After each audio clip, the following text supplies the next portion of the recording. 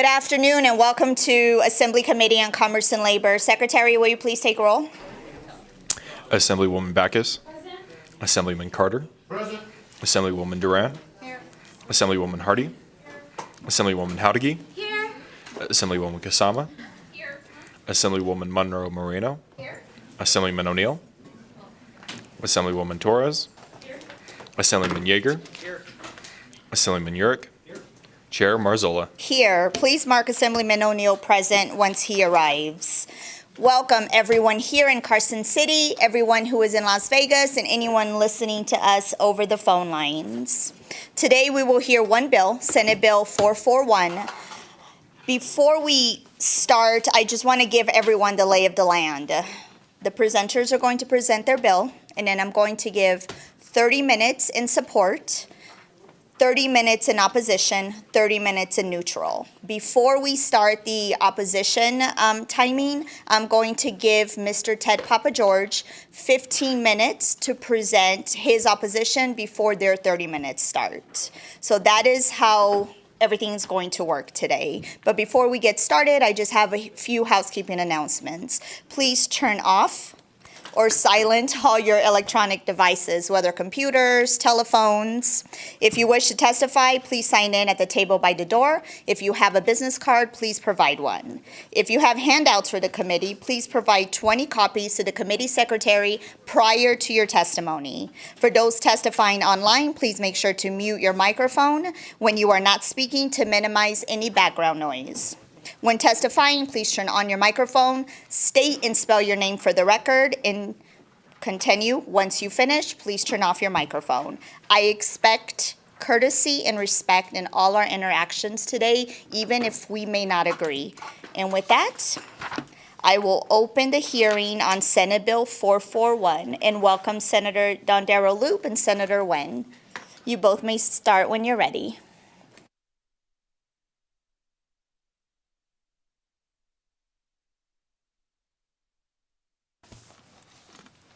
Good afternoon, and thank you so much, Chair Marzola, for hearing this particular bill. I appreciate you and the committee. Some of you may know this, and some of you may not, but this bill made me think back to my mother. My mother, Thalia Dondero, was the first woman to be elected to the Clark County Commission almost 50 years ago. Imagine how much courage it took for her to break that barrier in those days. And her sheer determination inspires me and countless others to this day. She had the courage to stand up, be heard, and be counted. Throughout her career, she was never afraid of political reprisal or paybacks. If she believed in something enough, she would simply soldier on. She would often remind me that to be effective in public office, you have to trust your gut and call them the way you see them. Today, when I am deciding on bills, I think back and ask myself, what would Thalia do? And we actually say that in my family many times, even with our little ones. The reason I bring this up is because as a senator, I draw on my mom's legacy every day, and it's her good judgment that led me to introduce this legislation. Senate Bill 441 is a declaration that the last remaining law of the emergency COVID era is proposed to end. 2 Nevada governors have already declared COVID over, and President Biden also declared COVID-19 to a close. Looking back to the beginning of COVID, we did everything we could to protect ourselves and our visitors, while knowing little about the virus or its transmission, or how long it would last, or how dire the consequences would be.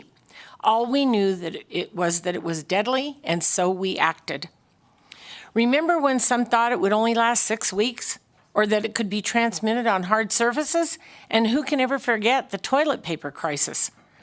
Writing COVID laws was indeed a remarkable accomplishment born out of the fullness of our uncertainty.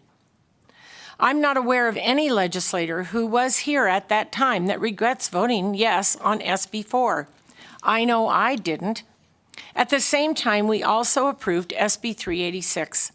Those two emergency bills were essential to ensuring the health and safety of Nevadans and tourists, and they worked effectively in tandem to protect us from the ravaging worldwide pandemic. In the meantime, we sheltered in place, social distanced, we vaccinated, we boosted, we wore masks. We fought hard against that coronavirus, and in part because the laws we enacted. We protected ourselves, we saved lives, and we prevailed. But we missed something. In rushing to craft SB 4, we forgot to do one thing. As you know, SB 386 sunsetted last year, but SB 4 didn't. It was an oversight. Since we meet only every other year, we had to wait until now to act. It was as clear as day that that should have been phased out like Senate Bill 386, and that's why I brought this bill. To be clear, this isn't a repeal of something we got wrong. Quite the opposite. This is a sunset of something we got right. It worked then, but it doesn't work now. Basically, the metrics we relied on are either no longer in effect or out of existence, yet today the statute remains locked in place. Given now that we know what we know, we should be unburdening our hotel operators of the COVID-era restriction and allow them to return to the high standards of cleaning they have used to meet and exceed expectations related to their customers' safekeeping. That's it in a nutshell. It's a simple sunset bill that ushers out COVID-era room cleaning requirements and ushers in post-pandemic health and safety standards. I've watched this industry for as long as I have been alive, being born and raised in Las Vegas. I believe that our hotel operators know their customers best, and for 70 years, they've always made their customers' safety their top priority. In closing, I am proud of the work we did on SB 4, and I'm proud to appear before you 3 years later to present Senate Bill 441. Like Senate Bill 386, it's time to sunset a COVID house cleaning policy that served its purpose but outlived its necessity. A house cleaning policy that served its purpose but outlived its necessity. While thinking about this bill, ask yourselves two questions, because that's what I did. I said, why keep a law on the books when there is no objective justification for it? And in my case, I say, what would Thalia do? Now I would like to introduce next to me my fellow Senator Rochelle Wynn for some additional information, and Billy Vasiliadis with the Nevada Resort Association, who has been intimately involved with the state COVID response, and they will provide additional information, and we will be here to answer questions, and I urge your support. Thank you very much, Chair. Thank you, Senator. Senator Wynn, you may begin when you're ready. Thank you. Good afternoon, Chair Marzola and members of the Commerce and Labor Committee. For the record, my name is Rochelle Wynn, and I proudly represent Senate District 3 in Clark County.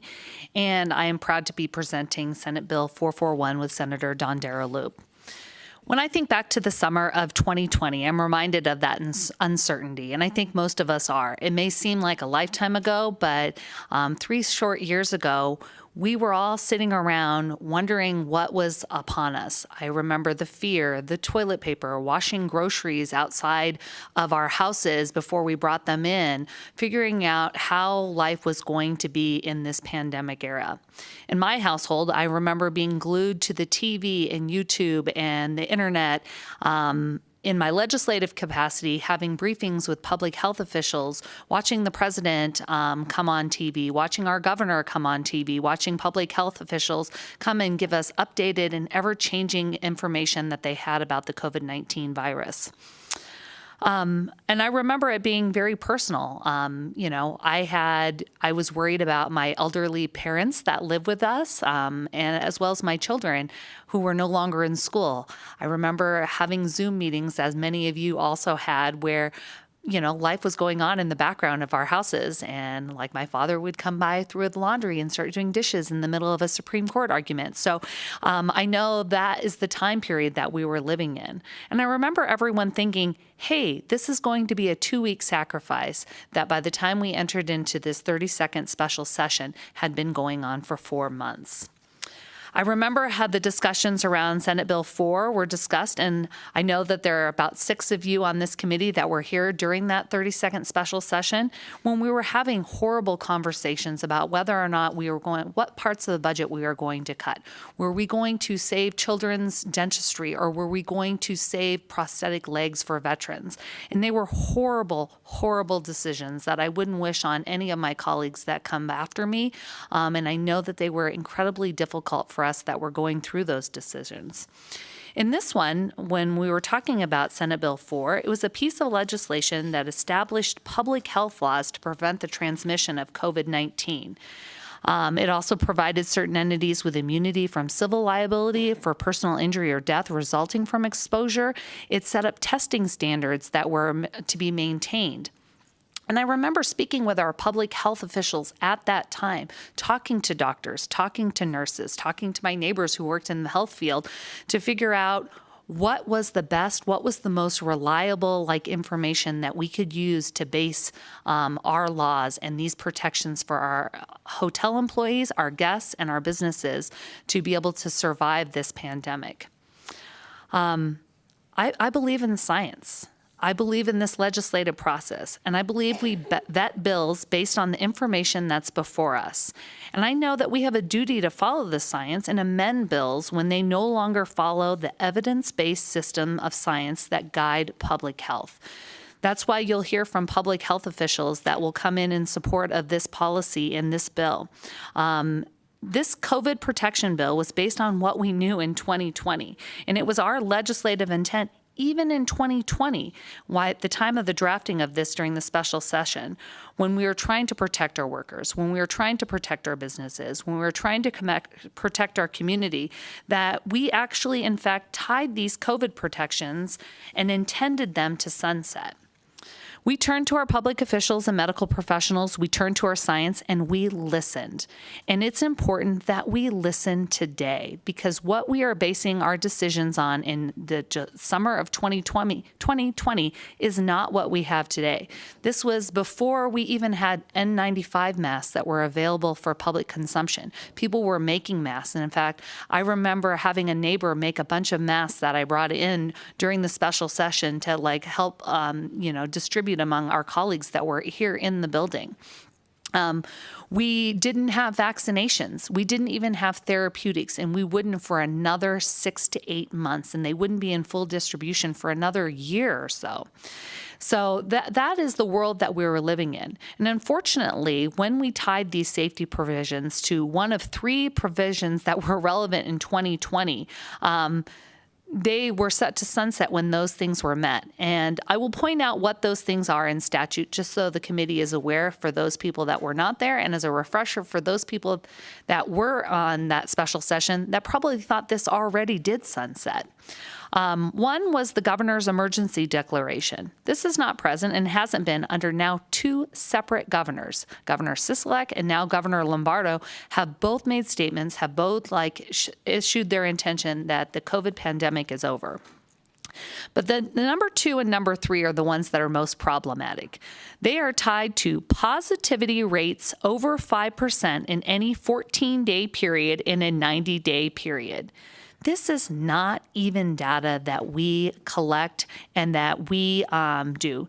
No behavioral health organization, no public health district, no even hospital publishes these rates any longer. And the reason we don't publish those rates anymore is we have vaccinations, we have boosters, we have therapeutics, and more importantly, we have at-home testing kits. So we are almost always running at 100% positivity rate, because the only people that are monitoring and having these tests taken are people that are sick and in a hospital setting. And those are the only time we're collecting that data. So what are we intended in 2020 to sunset with these provisions that was the science at the time is no longer the science.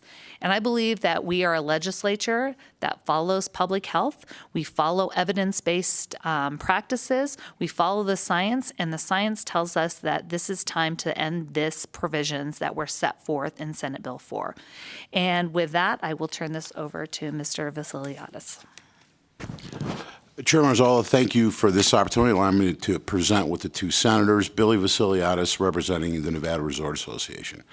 I don't want to be very redundant, and I know by now you've all heard the arguments from both sides, read the arguments from both sides. So just a couple of key points that some of them, one of them will be repetitive. This was a COVID protocol. This started as a bill to provide liability protection, and rightfully so, members of this body in the Senate ask questions about how do we assure that diligence is being done to earn that liability protection and that immunity. And that's how these protocols came to be. Lengthy negotiations and discussions with legislators, with the NRA, other resorts, and with Culinary Union. And we landed on this. At the same time, we also passed, the senators said, the right to return bill, which had a sunset on it. There was a definitive time sunset. On this one, we had these three measures that 2 of the 3 are no longer in existence. One of the things I'm here, I guess, most for to assure you is we're not going to stop cleaning rooms. We're not going to lower the great standards that this industry has always had. It's not only the right thing to do, it's good business. 95% of the visitors that come to Las Vegas feel that their expectations have been met or exceeded. 85% of those say they want to come back.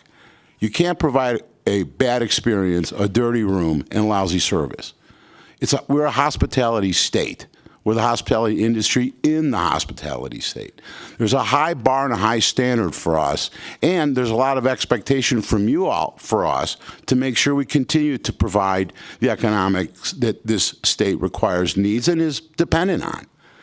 And so I just want to say our frontline employees were fantastic during COVID. I can't imagine showing up day after day with those concerned, mask, no mask, glove, no glove, wash this, don't wash this. It was tough times for everybody.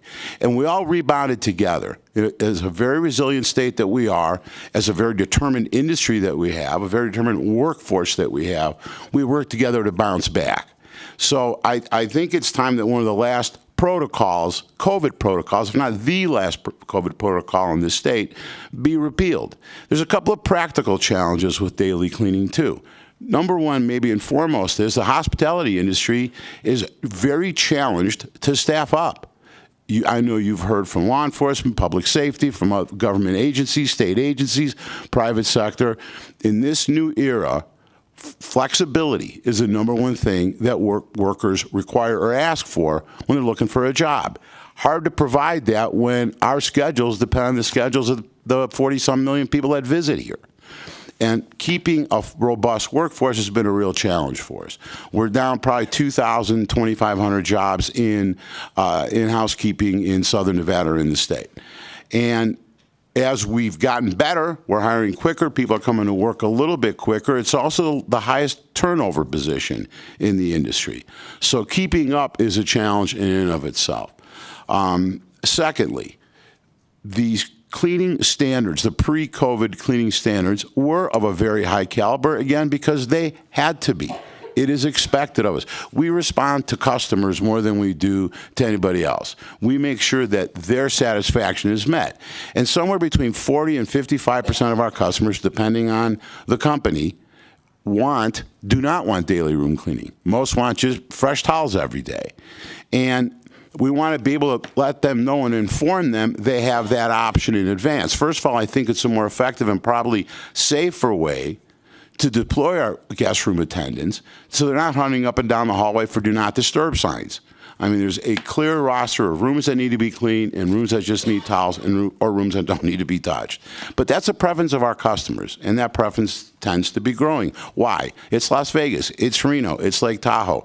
We're 24 hours. Someone's been up all night, laid by the pool in the morning, is napping in the afternoon. They don't want housekeeping. At that point, they just want to sleep their way back into the evening. So respectfully, you have to, I guess, ask you to trust this industry and our long and many years of success of knowing our customers. And by the way, the bar just went up again. Formula One, that's an international audience that has very high standards and requirements for having their event here. The Super Bowl. Our conventions are growing back robustly. Very high demanding customers who also have a lot of choices and a lot of options. Why do they pick Vegas? Because it's the place to be. We're the #1 convention destination in the world, and we know how to take care of our customers. We know how to provide a safe environment, a healthy environment, and a clean environment. On behalf of this state's industry, that's our commitment to you. That's my commitment to you. Thank you. Thank you. Is that the end of your presentation? Chair, we have one person on Zoom who is back east, and with the time consideration, would we be able to hear her, please? Of course. Thank you. Thank you very much, Senator. Thank you, Madam Chair, and thank you, Senator Dundaro Loop and Senator Nguyen, for presenting this bill today. My name is Aisha Molino. I'm the Senior Vice President of Public Affairs for MGM Resorts. And I don't want to take up too much of your time by reiterating the strong points that my colleagues have already made and the senators have already made, but I do want to talk a little bit about the operator perspective in all of this. When we reopened our resorts in June of 2020, we did so after being closed for 77 days. It was the first time in the history of our company that any of our resort properties had been closed.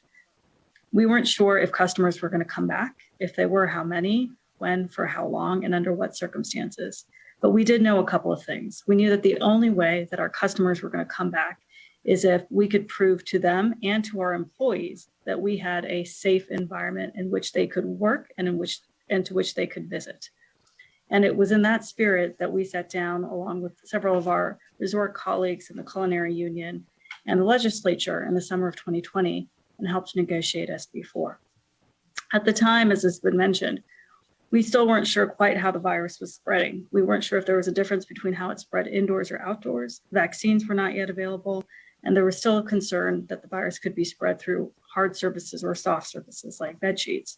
Keeping all of that in consideration, we negotiated a very robust set of protocols that dictated every aspect of how a room should be cleaned.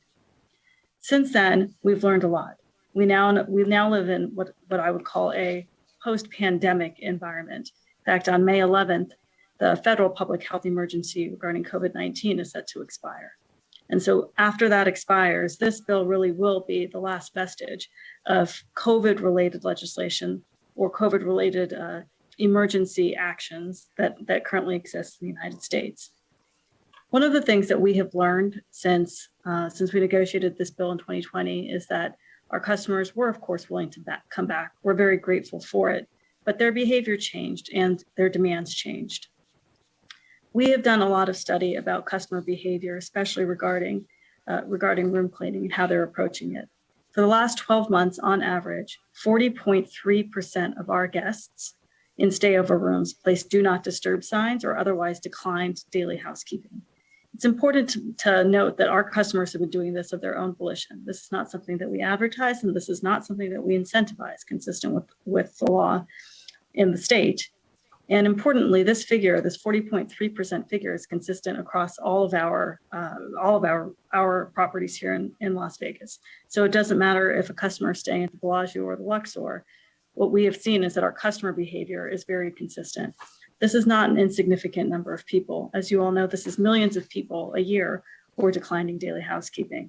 And the rate at which our guests are declining daily housekeeping is nearly double what it was before the pandemic. And while we know our guests are declining daily housekeeping, their reasons for doing it vary. As Billy mentioned, some are doing it because they're working from their hotel rooms in the middle of the day. Some are doing it because they're trying to get a little bit of rest in between meetings. But this is consistent also regardless of generally of the time of stay. Our customers stay at our resorts for an average of 2.7 days. And what we have found is that for those 40.3%, the vast majority of them decline it for the entirety of their stay. This is not a matter of us not wanting to provide daily housekeeping. We are providing daily housekeeping service.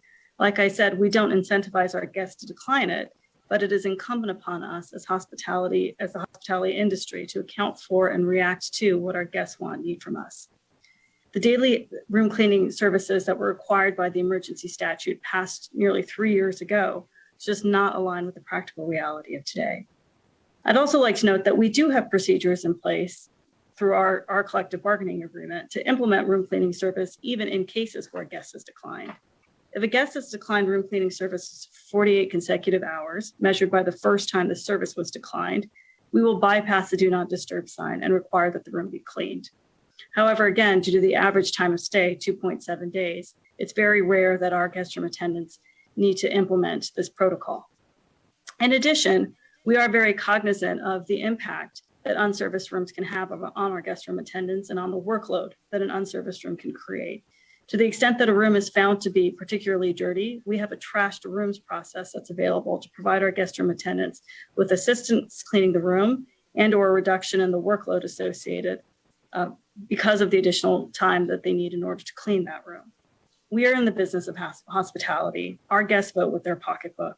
And we know that in order for Las Vegas to continue to be competitive, we need to provide a set of procedures and protocols that make our guests comfortable. According to the data released by the LVCVA, strip occupancy in February of 2023 was 83.2%, down 3.4% from February of 2019. We are thankful for the sustained recovery that Las Vegas hospitality industry has had since the worst days of the pandemic. And we are grateful to all of our employees who made this recovery possible. But I'll also note that one of the issues that we continue to have is with employee hiring and retention, particularly with regard to our guest room attendants. This is not a matter of us trying to create a ceiling on the number of guest room attendants that we have or find an avenue for us to reduce the level of our workforce. At the end of February of this year, we had 4,382 union guest room attendants on our staff. That number is 86% of our total in February of 2019 on an apples to apples basis. And one thing I would like to note is that we still have at MGM Resorts several hundred guest room attendant positions open. In fact, tomorrow we are having a job fair, a housekeeping job fair, guest room attendant job fair, where we have committed to offering interviews and potentially even positions on the spot for qualified applicants. So this is not a matter of us not wanting to hire. It's a matter of us not being able to attract and retain the talent that we need in order to fully service our hotels. We experience a guest room attendant turnover rate of 14%.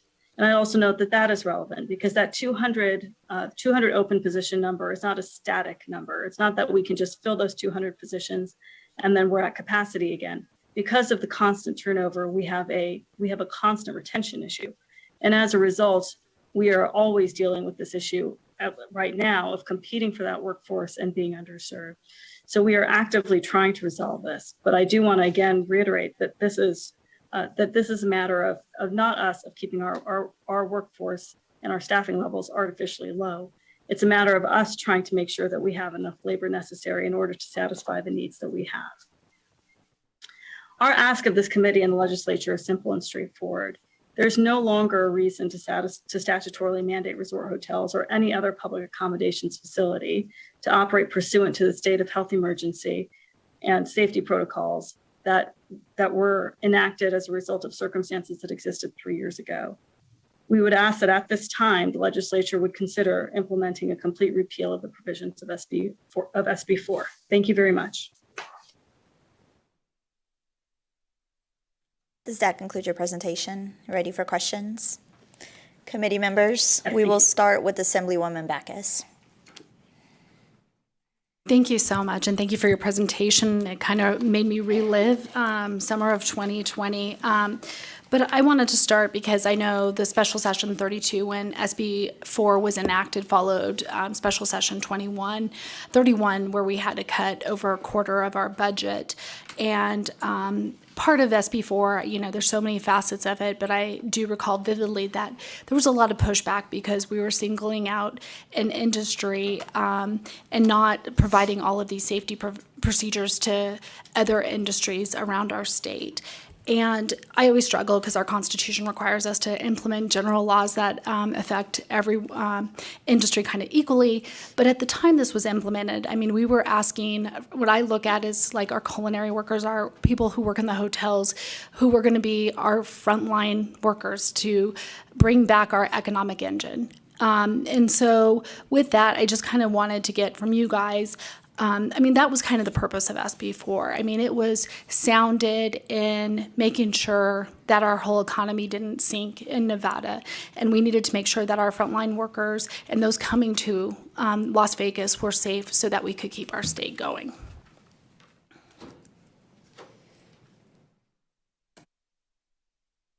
Rochelle Wynn for the record. Thank you for that question, Assemblywoman Backus. That is exactly the case. I know that there were a lot of members, including people that are sitting on this committee today, that struggled with that perceived inequity at the time. We did prioritize our resort and gaming industry at that time. And I think probably, I know for my own personal experience, and I'm sure you remember this as well, it became very apparent that we didn't have a very diverse economy at that time, and that there was extra attention and effort that was lent to protecting our tourism industry. And so I think the provisions that came out of this were those that were needed to get us back on track. We can look at it today, and I think 30% of our budget is still reliant on gaming revenue. We protect it in our Constitution. We have lots of things that show as a policy that tourism and gaming is very important to our state. And so that is definitely something that went into effect. But with that being said, those people that were not included in those provisions are not beholden to those same kind of protections for either liability or cleaning standards that the resort industry is. And that's why the repeal of Senate Bill 4 is so necessary. Madam Chair, may I have a separate question? And then also, this is a total different subject. I thank you for that. One thing I remember in the midst of COVID, I went and stayed at a hotel up in Tahoe. And the type of person I am, I made sure, I truly didn't want someone to clean my room, but I made sure someone wouldn't be penalized if I didn't have my room cleaning service. And I would have prioritized that had the hotel told me, you know what, if an employee would be penalized. But after doing that, I know, being a business owner, that staffing has been really hard, and we did get the pleasure to hear one property who's struggling with staffing, but I had also asked another property, just getting excited about Formula One and being born and raised in Las Vegas. Those casinos and everything else has always been a livelihood. I think my dad likes not paying state income tax because of it, and it's just resonated through my family. And I was sad to see that we couldn't sell out all our rooms, because I was hearing from another property we were short staffed. And so I guess, Mr. Vasiliadis, you're on the hot spot, being the Nevada Resort Associates representation sitting there. Are other properties having difficulties hiring and maintaining staff at this time to make sure we could be at full capacity, maybe by Formula One? Thank you, Madam Chair, to you and through you. Billy, And you can go direct. Thank you. Billy Vasiliadis from Nevada Resort Association. It is a hospitality-wide challenge, from hotels, airlines. We've been going through pilot shortages, flight attendant shortages. In 2022, 8% of the hospitality workers in this country left permanently. There are two airports in Europe, two major airports, Heathrow and Schiphol in Amsterdam. There are two major points of entry that have capped the amount of flights because they can't hire enough staff to service the airlines that are landing. We're going to see, there's predictions of another sort of pilot crunch coming in the fourth quarter with a bunch of retirements. So again, going back to all of the national surveys pointing to the number one thing, particularly sort of under 40, under 45-year-old workers are looking for is flexibility. Why? You've got a lot of working parents there that can, be with their kids in the afternoon, either work from home or pick their shifts, easier and more to their ability to do. And so, every one of our properties, we've had hotel properties that have had floors closed, that have had wings closed because they can't service them. Restaurants that have earlier closed. It's not just the room cleaning side. It's also restaurants, wait staff, et cetera, that's either closing earlier, opening later, reducing menu, and had to do other things to deal with the staffing shortage. Now, again, it's gotten better. It's getting better. But as an industry, nationally, internationally, we haven't turned the corner yet. Thank you. Assemblyman Yurick. Thank you, Chair, and I truly appreciate this bill. I had so many constituents talking to me, when you go up there, will you please try to roll back some of the provisions that were put into law at the time? And I can only imagine being up here in that special session and trying to work through the challenges of that time period. And as we reflect back, it seems like forever ago, and it seems like it was yesterday at the same time. So I really appreciate the intent of this bill. I actually have a two-part question. I think the senators in particular are would be on the second question, probably more so, and then Mr. Vasiliadis, the first question, maybe even more towards you.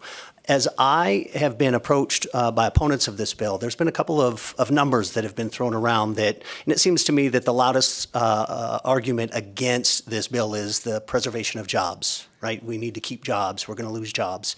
And the numbers that, I'm gonna use the round numbers because they were the ones that were used or given to me, so I don't want to say that these are the exact numbers, but I was told that we have roughly around 15,000 attendants, room attendants in the state. And then I was given the number that we would lose 10,000 jobs if we were to repeal the provisions of SB 4. And so instantly I thought, okay, well, that means we had about 5,000 before, right? The 15 now minus 10, we had about 5,000 before. And when I asked that question, it came back to me, no, we had 25,000 before. So the math is not making sense to me, and it perhaps could be me. I'm a relatively simple man, and I don't understand that. And I was hoping that maybe you could clarify that math on the record. I know that my colleagues have asked similar questions about where staffing shortages, and then I heard even today your numbers were 2,500 short. So can you help clarify that? And then as a follow-up, senators, in particular with your experience in the legislature, can you clarify, are you aware of any other law that we have that has singled out any sort of industry like this that says we're going to enact into statute this just to preserve this number of jobs? Billy Vasiliadis, Nevada Resort Association. I was really bad at math too, by the way.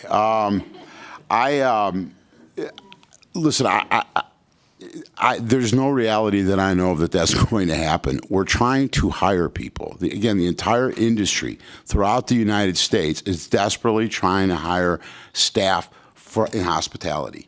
And so I'm not aware that 25,000 to 50 jobs will not be lost as a result of this being repealed. Why do I say that with such certainty? Because I actually spoke to CEOs around the industry. Right now, we're worried about servicing Formula One to the levels the international visitors expect. CES came roaring back last year. That's in January. Everybody's talking about Formula One and Super Bowl. New Year's is in between those two. That used to be the, oh my gosh, how are we going to do this event of the year? And now it's almost an afterthought. I mean, the rolling amount of events, entertainment, conventions, I mean, it's just constantly coming in with, again, people that have a choice. They have a choice of picking this destination, of doing their events in Las Vegas, hosting their conventions there, and they're picking Vegas. Why? Because we provide awesome service and we're responsive to our customers. I see no reason why we're going to lose jobs unless there's an serious economic downfall. It won't be as a result of repealing this bill. Thank you. Rochelle Wynn for the record.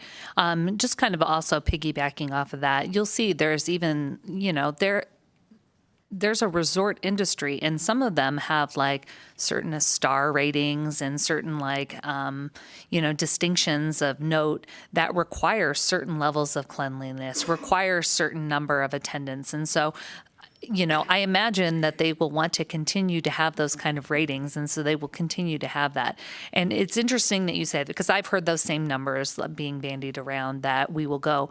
I think it's very clear that this just puts us back to where we were in 2019, or even 2020, the beginning of 2020. This doesn't take away anything. This just takes away the provisions that were put in place for COVID.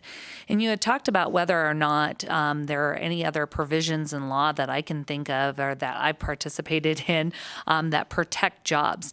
And that's why this bill isn't about jobs. This is a COVID bill that was meant to save lives.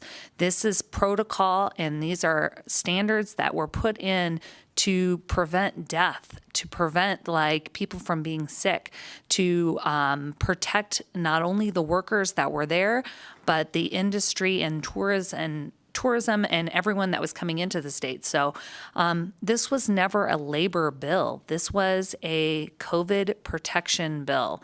And COVID is over, and so the protections should also follow that science. Marilyn Dondero Loop for the record, through you, Chair, to Assemblyman. And you can go direct, Senator. Thank you very much. No, I'm not aware. I spent 6 years on the Assembly side, as you are aware, 3 sessions, and I'm in my second session here in the Senate, and I am not aware of any bill that does this. This was a COVID bill, period.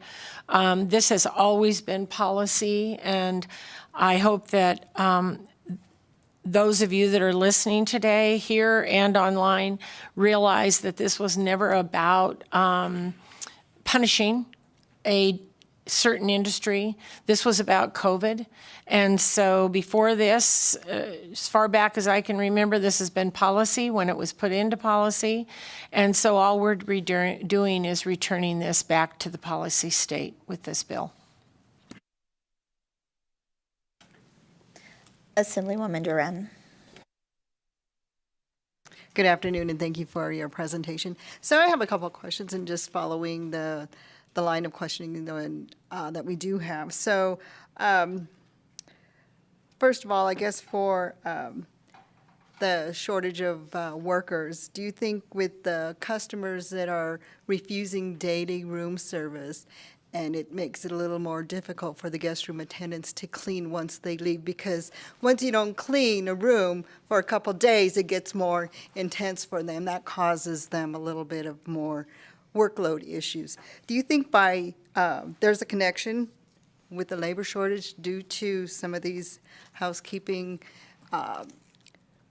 duties that they are facing because of that, of the guests refusing that, and they work harder on one day more than the next?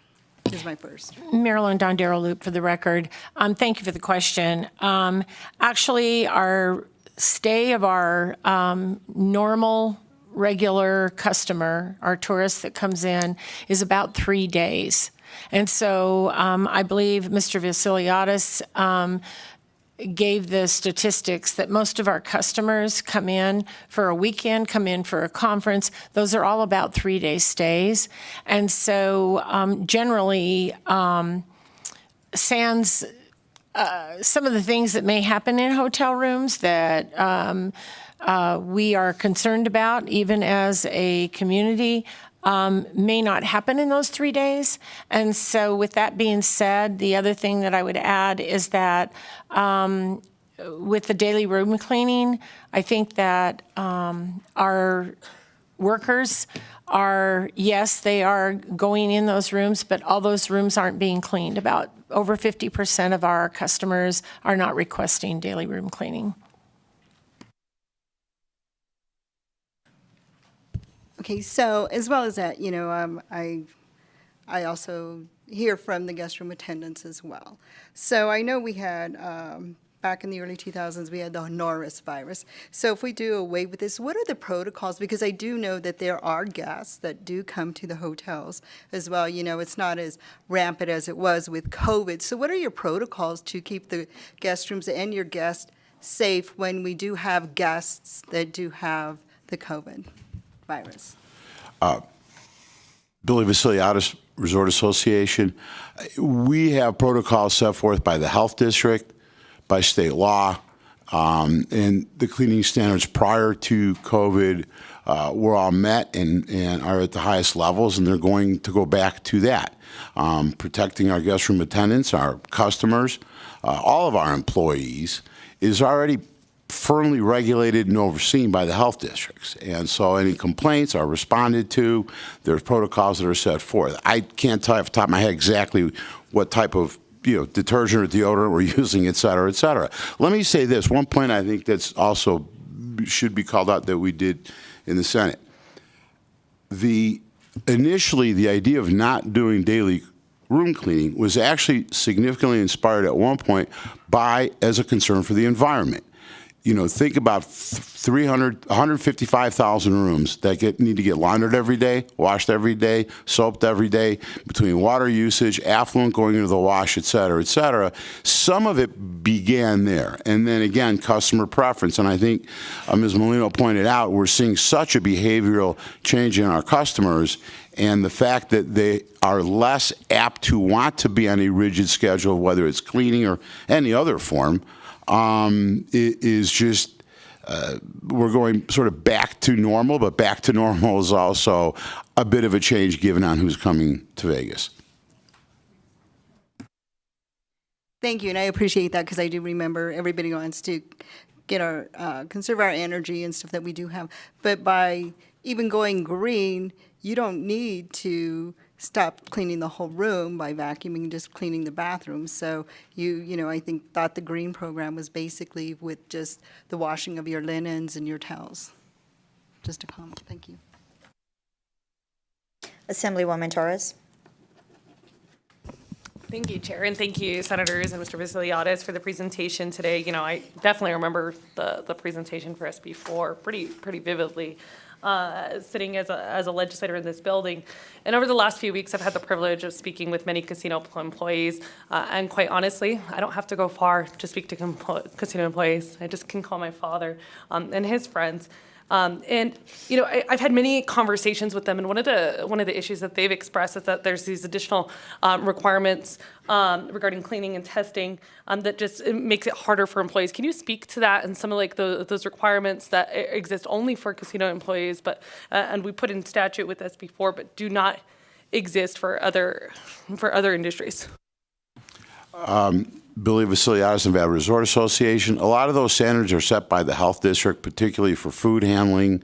Back to Assemblywoman Duran's question, those protocols were put in place for the protection and the health of the employees. And yes, some of them could be cumbersome, some of them could be very tedious, but healthcare professionals are recommending those protocols, gloves, masks, et cetera, for potentially some kitchen help, food handling, how to clean rooms, how to make sure that there's the right sanitary supplies are being used. And so it's pretty universally, I guess, dictated by health authorities that have determined these are the best processes. Rochelle Wynn, for the record, I think that is a very, very good example of why this bill needs to be repealed. I heard those same complaints and same concerns from when I talked to our housekeeping staff that have been up in the building over the past couple of weeks. And I heard that repeatedly over and over and over again, that they did not like to have to do some of this strenuous testing to get back to work, to be able to do these things. And with the repeal and the passage of Senate Bill 441, they would no longer have to do that. And it makes sense. In 2020, when we determined this, I think we were quarantining at that point for 21 days. I think it was close to 2 weeks, if not more than that. And now we know, and we have therapeutics, we have vaccinations, we have other things, we have masks that are readily available. And so people do not quarantine that long for COVID protocols. So I think the quick answer to that is, if this bill was to pass and this was to be repealed, those same protocols would not be there. As far as some of the other protocols for like cleanliness and sickness, those are already dictated generally in our NRS. Thank you. I appreciate that, because I think it definitely shows that there will continue to be an effort to keep our communities safe, obviously, without putting all these additional strenuous requirements on employees. And I know specifically that the issue with getting back to work after somebody has tested positive for COVID, no longer has COVID, but still test positive. I know that that's been a concern that I've heard from constituents having a hard time going back. Was that a question or statement? Assemblywoman Kasama. Thank you, Chair. Thank you for bringing the bill forward. And I know when we brought forward SB4, it was a very difficult time for our state. But I certainly feel that government is in the business of providing guardrails for the people and not to micromanage businesses. And so I completely agree with this bill being brought forward. We've had safeguards in place by health districts, as you have said, and other agencies that overview, and they set the regulations that are needed. But That should not, absolutely not be done in statute. That is the regulatory environment. It's worked before COVID came. I trust in that process again. Like we've said, we are the #1 hospitality industry and destination in the world. We do a good job. We've always done a good job, and I know we'll continue to do that. And I thank you very much for bringing this bill forward. And I, too, am one of those people in a hotel room. I like to decline some cleaning because I like to think I'm saving some water and energy for our planet, and I think that's an option we should have, and it's up to businesses how they want to please their customers. So thank you again for bringing the bill forward. Assemblywoman Hardy. Thank you, Chair, and thank you all for being here. And I too remember those special sessions in 2020 and the difficult decisions that we made. And as you've mentioned, the need for some of these requirements at the time, a moment in time that they were needed. And now we're in a place where, you know, we've moved on and now we look at going forward. And as mentioned, most of those things in SB4 were to expire, and you know we're at that place now. And so, you know, keeping these in statute, wouldn't that, as we move forward and you know face other things that come up in the future, if they're kept in statute, isn't that going to make it more difficult for these regulatory bodies, as we've mentioned, to adapt? You know, to impair their ability to change or modify things as needed, if you know they have to go by what is in statute currently. Marilyn Dondero Loop for the record. Well, certainly we know that if you are a room attendant and you test positive for COVID, you have to go and get a COVID test someplace, and you have to stay out of work until you have a positive COVID test. So certainly, if I was a room attendant, I would be missing work and missing pay for those days. You know, don't just get, you know, discretionary sick days when that happens. So I think that might answer your question, but certainly I believe, and I know that my colleague next to me believe that the Resort Association has done always what's best for our customers here in Nevada. And we all come up here every other year. So when you put a timestamp on that, it was 2 years ago when we were here and there was nobody in this building. We were all in our offices. So that was in 21, and it was March of 20 when we actually locked down. So when you think of those timestamps and that amount of time and the things that have changed, I think that it's time for us to move forward. Assemblyman Carter. Thank you. I was going to ask if we thought that we were going to be back to pre-pandemic, post-pandemic, if there was going to be a comparison, but I'm hearing that that's really not the new reality. It kind of reminds me of the healthcare world, where there was, at least from my point of view, a resistance to telehealth, and now there's a demand for telehealth. So what are we looking at in the reduction in demand for room cleaning, and what is the resorts doing to try to increase the attractiveness of coming into this job market and staying in the job market? You know, I've heard stories of people that have been working for hotels for a long time that only get Saturday, Sunday, Monday maybe, and so never qualify for benefits and stuff. And are there efforts being made to make these truly full-time positions? Thank you. Billy Vasiliadis, Nevada Resort Association. Most of the positions, unless there are some sort of economic struggles, are full-time. And some of the questions that have been asked here are excellent, including that question. A lot of that comes down to the collective bargaining agreements, and those are in the process of being negotiated again. And there's quite a bit, the Culinary done a terrific job in protecting the stability of their workforce over the years. Our properties obviously value that stability and that training. Having an experienced person, whether it's on wait staff or cleaning a guest room or any other part of the property, is vital. And so I'm not sure something I have heard that there's that much sort of lack of stability in those positions. Mr. Speaker.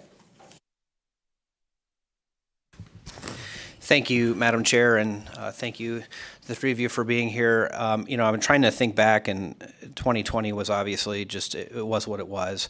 But I have a distinct memory at some point of a press conference that took place, I think, at the Grant Sawyer Building with Governor Sisolak, and I think Chair Douglas Morgan was there, and I can't remember if that was to announce the closing of the resorts, the opening of the resorts. I mean, there was so much going on, but I guess, so here's kind of my question.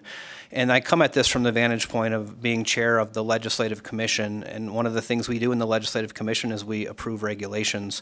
Of course, Gaming Control, Gaming Commission, they're not subject to the Administrative Procedures Act, so they can do their own regulations, but the Health Department and all of that are subject to legislative oversight through the Legislative Commission. So my question is, we have protocols that are in statute, and we're being asked as a body to potentially repeal those. But I just was wondering if one or more of you could speak to the notion of, you know, if we have something else, God forbid, that arises in the state, not COVID, maybe something else, whether there's an avenue either for the gaming authorities, the Gaming Commission, Gaming Control Board, or our health authorities to pursue either emergency regulations, which can be enacted without legislative approval, or go through the normal legislative process to be able to sort of fill this gap if we end up in a situation like this again in the future. Thank you, Chair. Thank you, Speaker. Billy Vasiliadis, Nevada Resort Association. I think, you know, honestly, and it was asked this in the Senate by Chair Doñate, I think it's vital that the state do create some sort of emergency response plan to healthcare, statewide healthcare threats like this. Will there be another one like this? I hope not. People are saying yes, but it was, people have used the word unprecedented, et cetera, and I, you know, was very active in the COVID response work. The Gaming Control Board at the time wasn't sure they had the authority to do some of the things they did, but under the emergency order, were given permission by then Governor Sisolak to do it. So they were actually doing the monitoring of masking and cleaning and everything that was happening on the properties. They were sending letters. They could fine. They did fine in a couple of cases where there was noncompliance. Do I think there needs to be, just from not a gaming standpoint, from the experience we just had going through COVID, some better outline plan for how we can respond to that? Because the challenge is, and to the question that was asked before about flexibility and regulations, et cetera, the challenge at the time was that couldn't necessarily leave this to the county and county health districts because this thing traveled across county lines. It traveled across state lines. So it was all being done from the state standpoint to try to have a coordinated and effective response.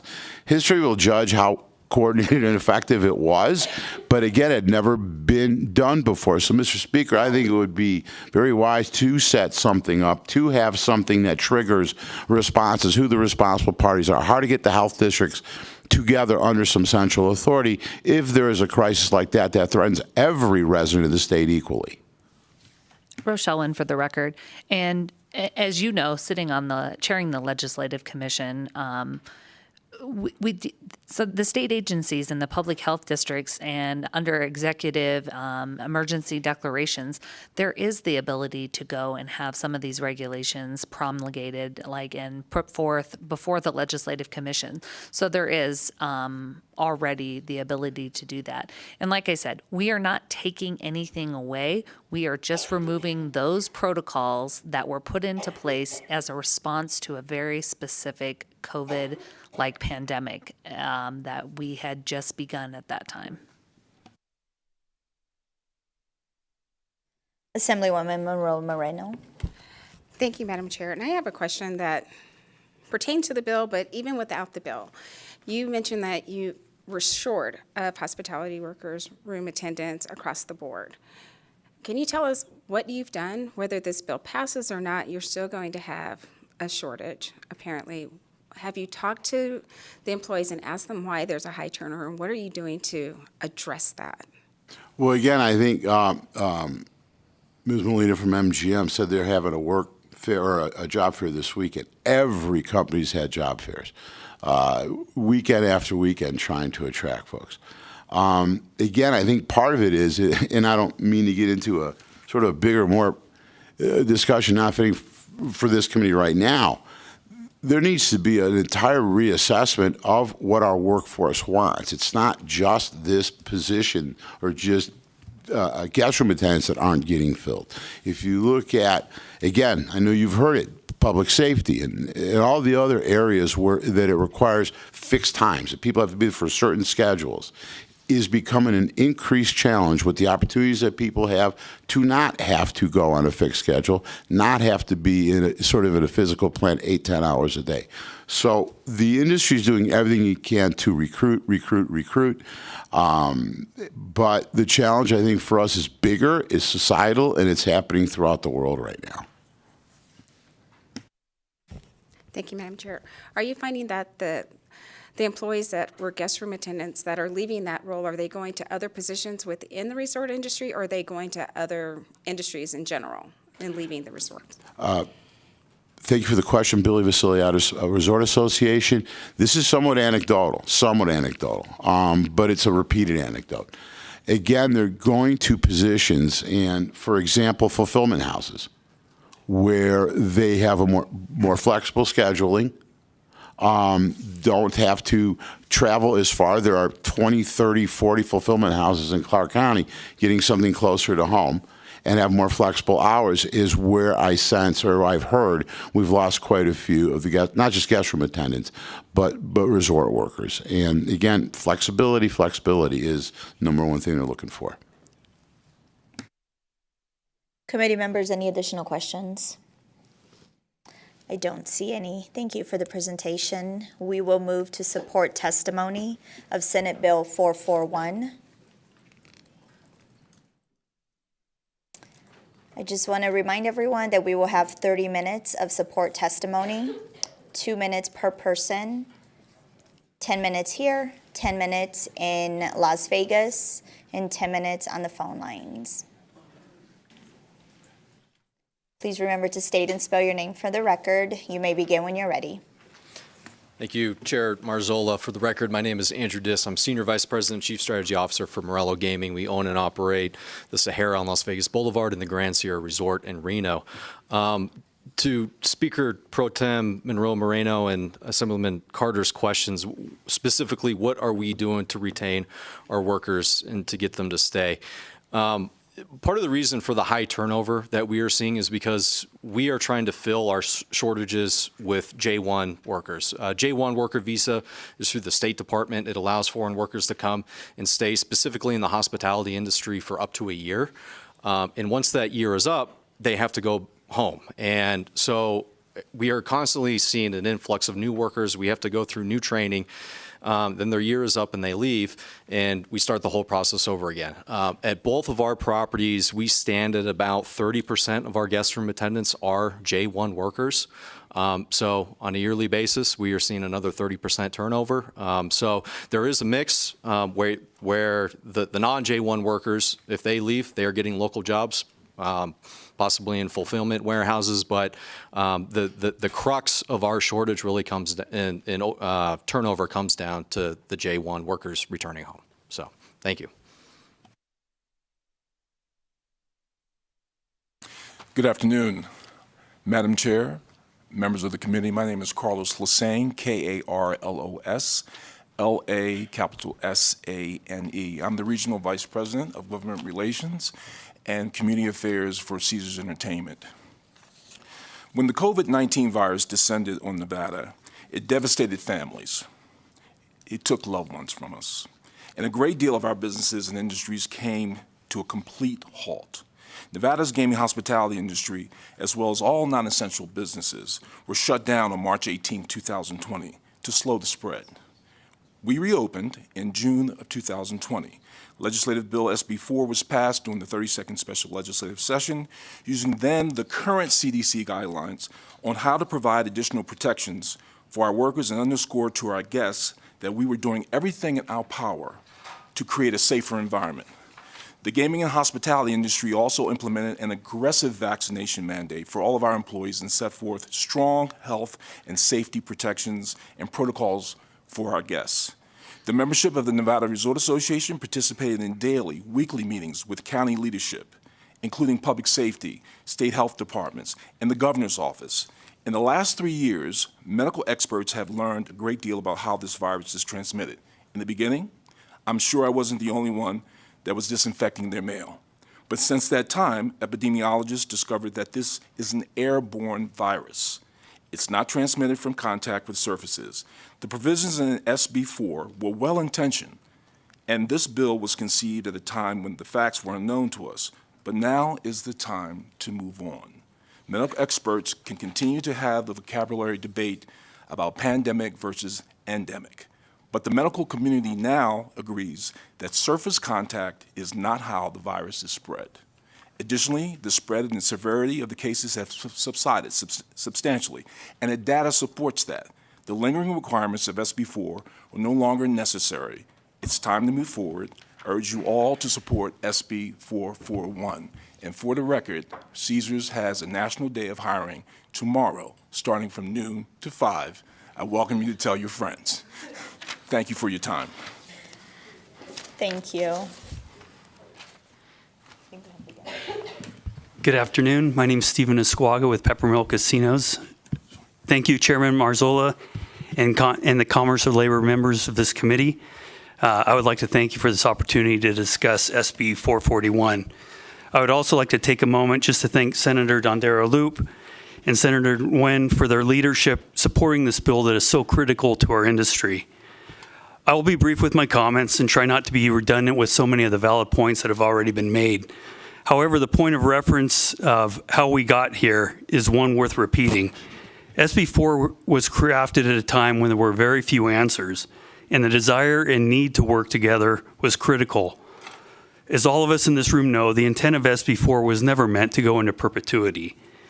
To be the only state, let alone a state whose number one industry is tourism, operating under obsolete COVID restrictions 3 years later is hard to fathom. As a business operating for over 50 years, the Peppermill understands cleaning standards. Our company's commitment to cleanliness, safety, and well-being is expected from our guests, and it's expected from our employees. This is not something that needs to be legislated. Separate from cleaning standards, SB 4 has been extremely challenging for our human resource departments. The increase of requirements in testing, callbacks, PTO management, etc., has been burdensome and a major distraction to what the purpose of an HR department is there for, and that's taking care of our employees. Now is the time to once again pull together state leaders such as yourselves and its leading industry to work together. SB 4 is outdated, unnecessary, and harmful legislation. Thank you again for your time and your support with SB 441. Thank you. Thank you, Chair Marzola, Vice Chair Hadji, Senator Dondero Loop, and members of the committee. My name is Virginia Valentine, and I'm with the Nevada Resort Association today in full support of SB 441. I'd like to thank Senator Dondero Loop and Senator Nguyen for their work, recognizing that it's time for Nevada to join the rest of the world by removing one of the last pandemic response mandates. Gratefully, the pandemic is over. Nevada's emergency declaration ended quite some time ago. President Biden has ended the national emergency, and the WHO's Director General is talking about the end of the international public health emergency. Thankfully, today is not the summer of 2020 when SB 4 was signed into law. All of us remember the first days of the pandemic when no one knew anything about how the virus said. The CDC didn't have tests. The doctors were guessing what treatments to try. Everyone, including the CDC and the WHO, were doing their best. So much was unknown, the situation was rapidly charging. The resort industry quickly realized how serious the situation was. Many of our members closed before they were required to do so. They immediately contacted some of the most expert epidemiologists in the country and developed their own health and safety plans and posted those on their website. We also worked with regulators in the Gaming Control Board, the Health District, the state, many others that you've heard mentioned here today. As more and more was learned about the virus and the virus itself changed, the protocols changed to the extent that they could within the law.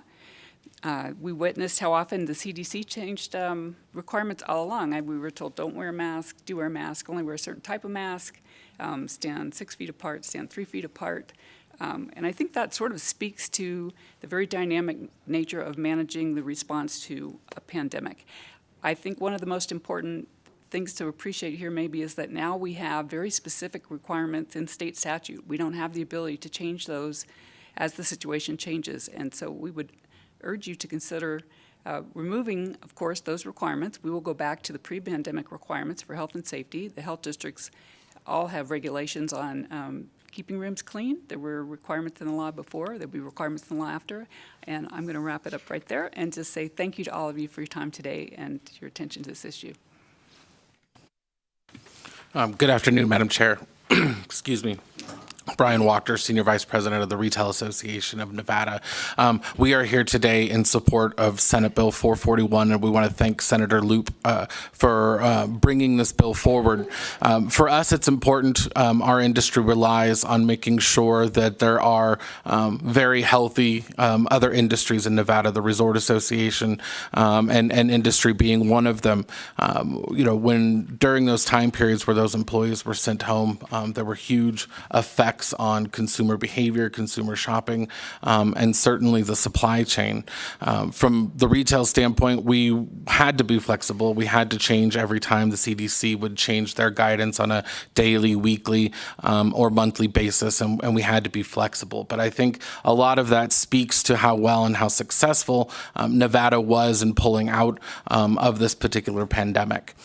We believe at the Retail Association that it's likely, although we don't know when, that Nevada will probably be faced with another viral pandemic. And we believe that making sure that we are leaving the appropriate information, plan, evaluation, and how this one and COVID-19 went, so that there is proper information for those generations forward to be able to understand how we responded as a state, as an industry, to that particular challenge, and what things they can do in the future in order to avoid some of the catchfalls that we fell into. I know we were caught off guard and had to do a lot of research and history on what happened during the Spanish flu and those others. And so it's important to make sure that we have a very clear, precise record of what worked and what didn't work. And I think that flexibility that allowed us to really pull ahead of COVID is the antithesis to SB4, and we would strongly urge your support of Senate Bill 441. Thank you for your testimony, and our 10 minutes is almost up. And so if you would like to say your name and ditto, you're more than welcome to the three that are sitting at the table. Good afternoon, Madam Chair. My name is Tom Clark. I'm here on behalf of the Reno Sparks Chamber of Commerce, the Nevada Outdoor Business Coalition, and both of those organizations very much support this piece of legislation. Thank you.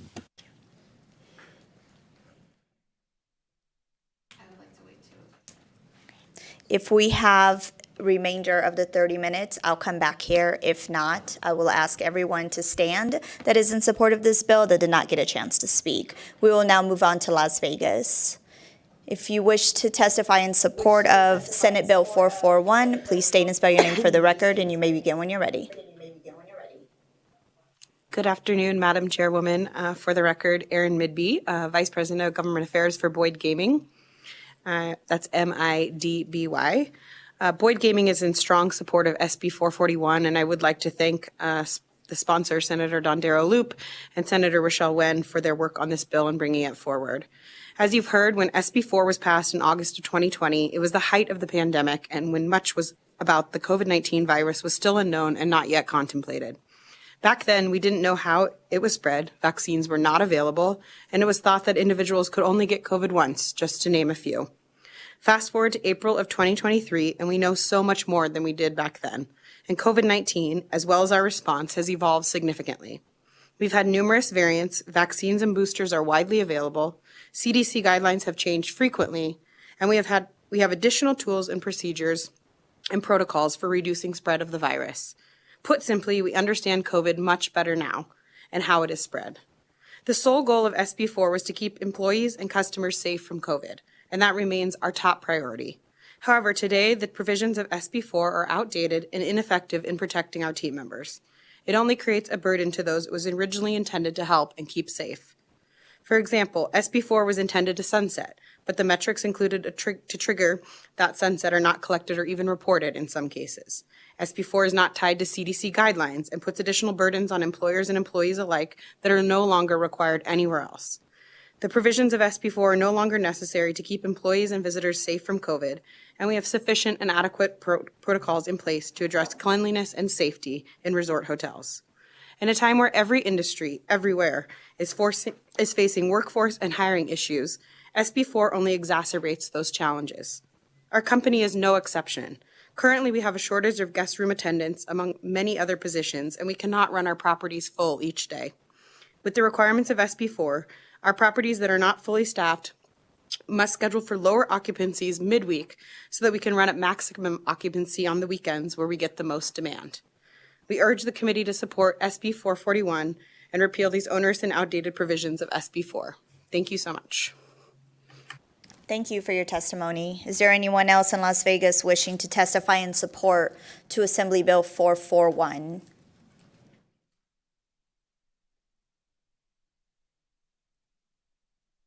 I don't see anyone walking up, so if I could have you return to testify in support. Please state and spell your name for the record. You may begin when you're ready. Good afternoon, Chair Marzola and committee. For the record, my name is Joelle Gutman Dodson, today representing the Washoe County Health District in support of SB 441. As you all might recall, health districts suddenly became the front and center during the COVID pandemic, and I'm sure many of you didn't even know maybe that we existed prior to COVID. So the pandemic was an exceptionally difficult time for us, and while much of the state and the world was shutting down, health departments and health districts nationwide and throughout the world were taking on duties at a scale we'd never experienced. Disease investigation, contact tracing, testing, vaccine administration, and dissemination were all tasks to us. So when SB 4, in the dark of the night, happened in the 32nd special session, we saw it as an unfunded mandate that put further strain on us.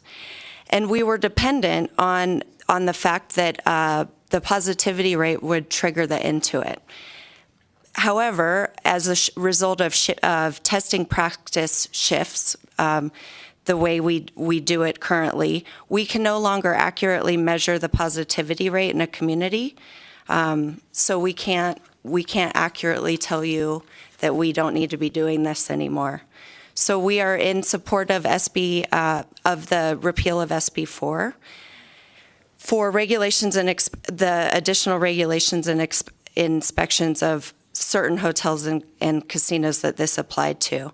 We're confident that our hotel and resort inspections that were pre-existing provide for the safe management of public and environmental health matters.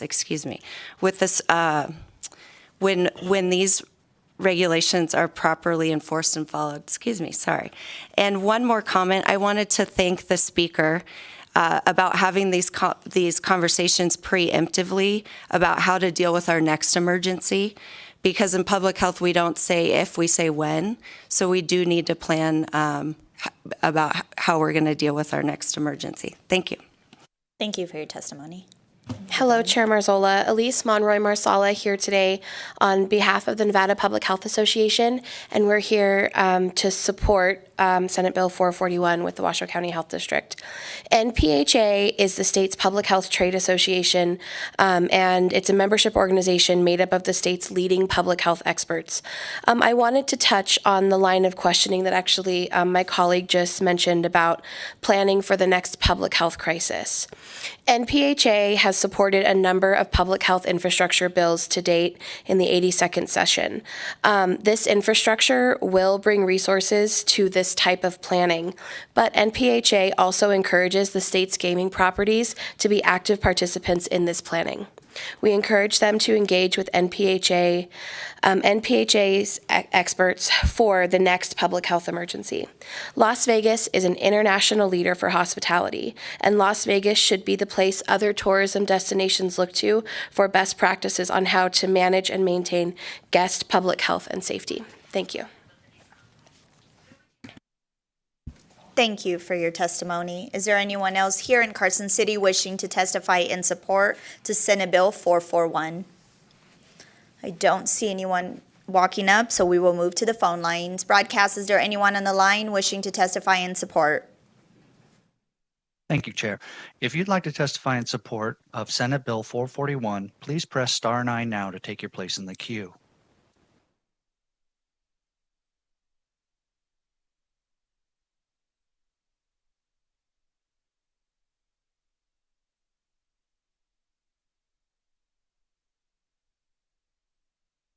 Caller with the last 3 digits, 020, you are unmuted and may begin.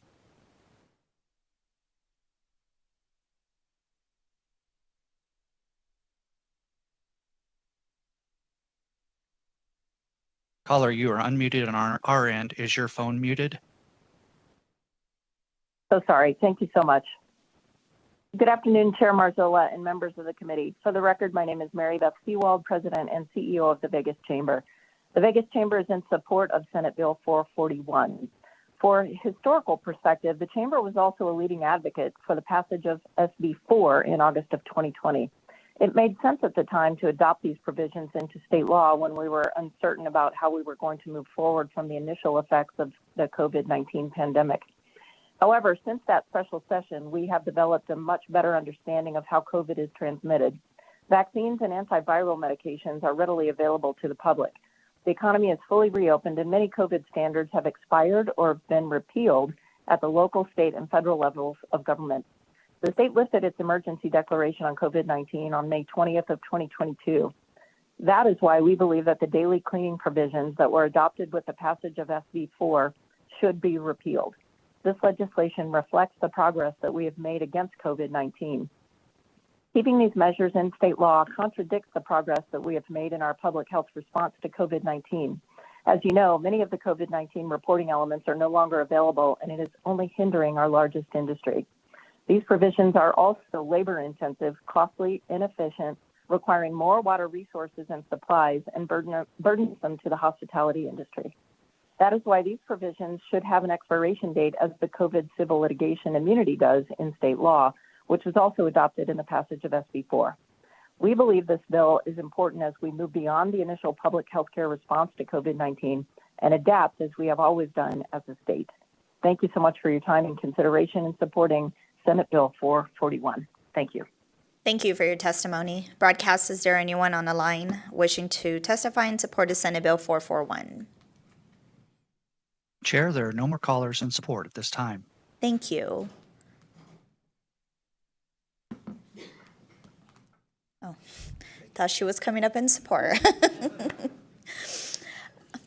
We will move to testimony in opposition to Senate Bill 441. Is there anyone here in Carson City wishing to testify in opposition? Aren't you going to have 15 minutes first? Oh, you're right. No, can you pause for me? I'm sorry. Mr. Ted Papa George, I am sorry. You have the floor for 15 minutes. You may begin when you're ready. Thank you so much, Chair Marzola and the entire committee. My name is Ted Papa George. I am the Secretary Treasurer of the Culinary Union. Look, historically, lawmakers have tackled tough issues that impact working class families, from overtime protection, requirements for breaks on the job, and existing cleaning regulations that have already been in Nevada revised statutes for years and years. In fact, SB 4 was built on existing room cleaning regulations that have been in place for quite a long time. And this daily room cleaning issue is another example that we think the Nevada Legislature has a responsibility to deal with. We think elected officials should step up, of course, and protect their constituents. And the Culinary Union recognizes the need to repeal some of the provisions and most of them from SB4. We were intricately involved with the drafting of SB4 and the passage of SB4 in the 2020 special session. We are strongly opposed to SB 441 as currently written because the Culinary Union believes that Nevada Legislature should step up and take on this issue about daily room cleaning. It was a standard practice in Las Vegas prior to the pandemic. It was a good policy during the pandemic and is still good policy. Protecting daily room cleaning means protecting workers, protecting Las Vegas's image, and protecting hotel customers. Since the pandemic, resort hotels in Nevada have cut short-term costs to achieve long-term downsizing of labor, which is very unfortunate because the customers are still paying for first-class service in first-class rooms, but not getting the first-class service. Ultimately, Nevada's reputation of being a premier hospitality destination suffers. Look, we think the industry is attempting to change guest behavior based on the pandemic, and we think that's bad for everyone. It's bad for the workers, bad for the hotels, and bad for Las Vegas and Nevada. And by cutting labor costs, companies are shirking their social responsibility of providing good and sustainable jobs in our local community simply to reduce cost. And this is all happening in the midst of repeated record revenue. 2022, Nevada's casinos generated a record-breaking $14.8 billion in gaming revenue. Wall Street analysts expect, quote, gaming results from the Strip will grow in 2023 given the recovery in group meetings and convention business, return of international visitation, and the heavy interest in November's Formula One Las Vegas Grand Prix, which has already attracted worldwide interest. So what have Nevada gaming companies done with their record earnings? Well, MGM Resorts International spent close to $4.7 billion on share buybacks and has authorized another $2 billion. Caesars Entertainment has spent $1.2 billion to pay down their debt, and that's all good. We support that. But you would think with all these profits, a lot more jobs for Nevadans would be created. But in fact, the gaming industry has only provided as many jobs now as it did in the mid-1990s. Government data for employment levels, BLS, in February 2023 showed there were 148,400 Nevadans employed in the state's casino hotels. January 1994, that figure was 400 more only at 148,800. And as the New York Times reported in September 2020, even before the pandemic, companies want to save money, so they've created programs that discourage guests from requesting housekeeping, but have framed them as environmental initiatives, as the so-called green programs, and offered guest reward points for skipping cleaning. And now we see the pandemic, especially as housekeepers see it, has given these companies an opportunity to trim cleaning even more and cut their cost. And we think the attempt to eliminate daily room cleaning or reduce it is really concerning for Nevada's Resort Hotel Association and industry, especially for a resort hotel. The lack of daily room cleaning unnecessarily downgrades and degrades the kind of resort experience guests would expect when paying hundreds of dollars either on vacation or on business trip for these room rates that are 30% higher now than they were before COVID, and the resort fees on top of that. Recently, there was an outbreak of Legionnaire's disease. God forbid we get that sort of outbreak again.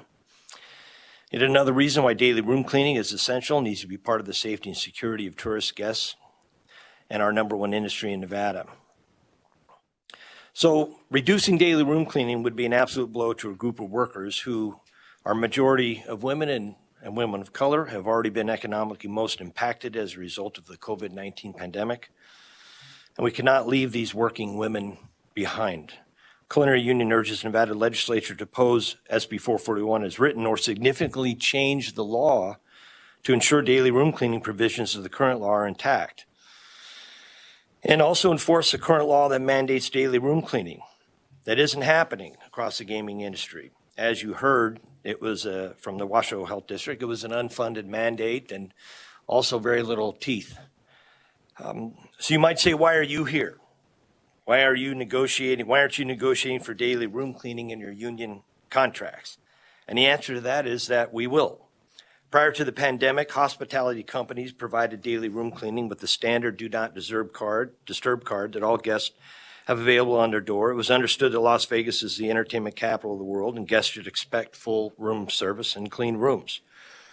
Our 5-year contract with employers expires this year. We will be negotiating wage increases, healthcare and benefits, workplace safety and workload issues, including daily room cleaning. We think these may be strike issues, and we will fight for the very best contracts for our members. But that's not enough. And again, we're asking the legislature to step up like other legislatures have. And we think companies are going to need to pay more for the hardest job that these companies have made harder after daily room cleaning. And we'll take care of our part of that responsibility in negotiations. But we think, again, the legislature has responsibility to step in on this very difficult issue. And we claim in Las Vegas we're the gold standard, but in New Jersey, the legislature passed daily room cleaning standards. And many of the same companies that are lined up opposing daily room cleaning in Nevada have hotel resorts in Atlantic City and operate under those same regulations, which do not limit the ability for guests to put a do not disturb on their door, as SB4 did not limit the guest's right to put a do not disturb on the door. But why is it good enough in New Jersey for these same companies, but not in Nevada? And even with the state regulations, our Unite Here sister local 54 was forced to a strike and the eve of a strike by the employers in order to resolve the daily room cleaning issue in their contract. That is why we're asking the legislature to step in. It's the important but also the right thing to do. And in 2018 contract negotiations in response to the October 1 mass shooting on the Strip, we made it clear to the employers that the idea that someone could hole up in a room and refuse service every day after day was unacceptable. And you heard, and it's true, we negotiated language on safety checks and safety buttons that in addition to standard daily cleaning would help ensure that can never happen again. We'll do our part in negotiations, but this is about workers and workload. But it's not just about that. It's about safety and the well-being of your constituents that work in these hotels, but it's not just about that. It's about protecting the industry that is the lifeblood of the state of Nevada. There's already been a national scandal about this issue, and we can't afford to have more of that from Las Vegas. So I just want to also talk a little bit about the issue of job losses in the hospitality industry that making work more difficult for women, especially these women of color. It's inconsistent with the gaming industry's commitment to safety and inconsistent with the Nevada's promotion of being a premier travel destination. So any efforts to reduce housekeeping jobs in the hotel would further devastate those communities of color, and they're still recovering from the COVID pandemic. But it also makes the job more difficult, and it increases work-related issues among a demographic that is predominantly women and women of color. A hotel room that is not cleaned daily during the guest stay becomes harder to clean upon checkout. The work is just difficult. 2016 Time Motion study of an all-suite hotel found that checkout rooms took 82% longer to clean than stay-over rooms. The American Hotel and Lodging Association has recommended that for pests, including bed bugs, the best prevention is daily inspection. But daily room cleaning is a safety issue. Guest room attendants are often working alone in the hallways, and if there isn't daily room cleaning, the safety issue is less security, and there have been reports of angry guests, but also safety issues on the floors towards guest attendants.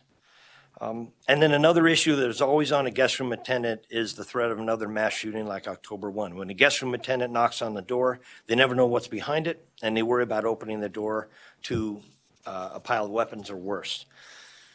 We hear constantly from guest room attendants, union and non-union, about this issue. We must do everything to prevent another incident like a horrible incident happened October 1, but that is also a part of daily room cleaning, we believe. So the New York Times reported in March 2023 that a travel industry observer asked about hotels in general. Why would you stay at a full-service hotel if they strip away the benefits? We agree. Customers pay for full service, and they should get the quality service the hospitality workers provide. Otherwise, why wouldn't tourists just stay at an Airbnb? And that really is the question of the opposition of this industry in Nevada when they work under daily room cleaning regulations and have agreed in a union contract in New Jersey to daily room cleaning. What is the opposition here? Or is next in the gaming industry's playbook is a march toward cutting more labor costs and increasing profits with less service? So the Culinary Union advocates every day for workers, union and non-union. And the original law that was passed in 2020 protected all workers in the hospitality industry, and we continue to push for protections and include non-union guest room attendants, including on the daily room cleaning issue. Daily room cleaning impacts tens of thousands of guest room attendants employed in downtown, the Strip, and throughout the Vegas Valley.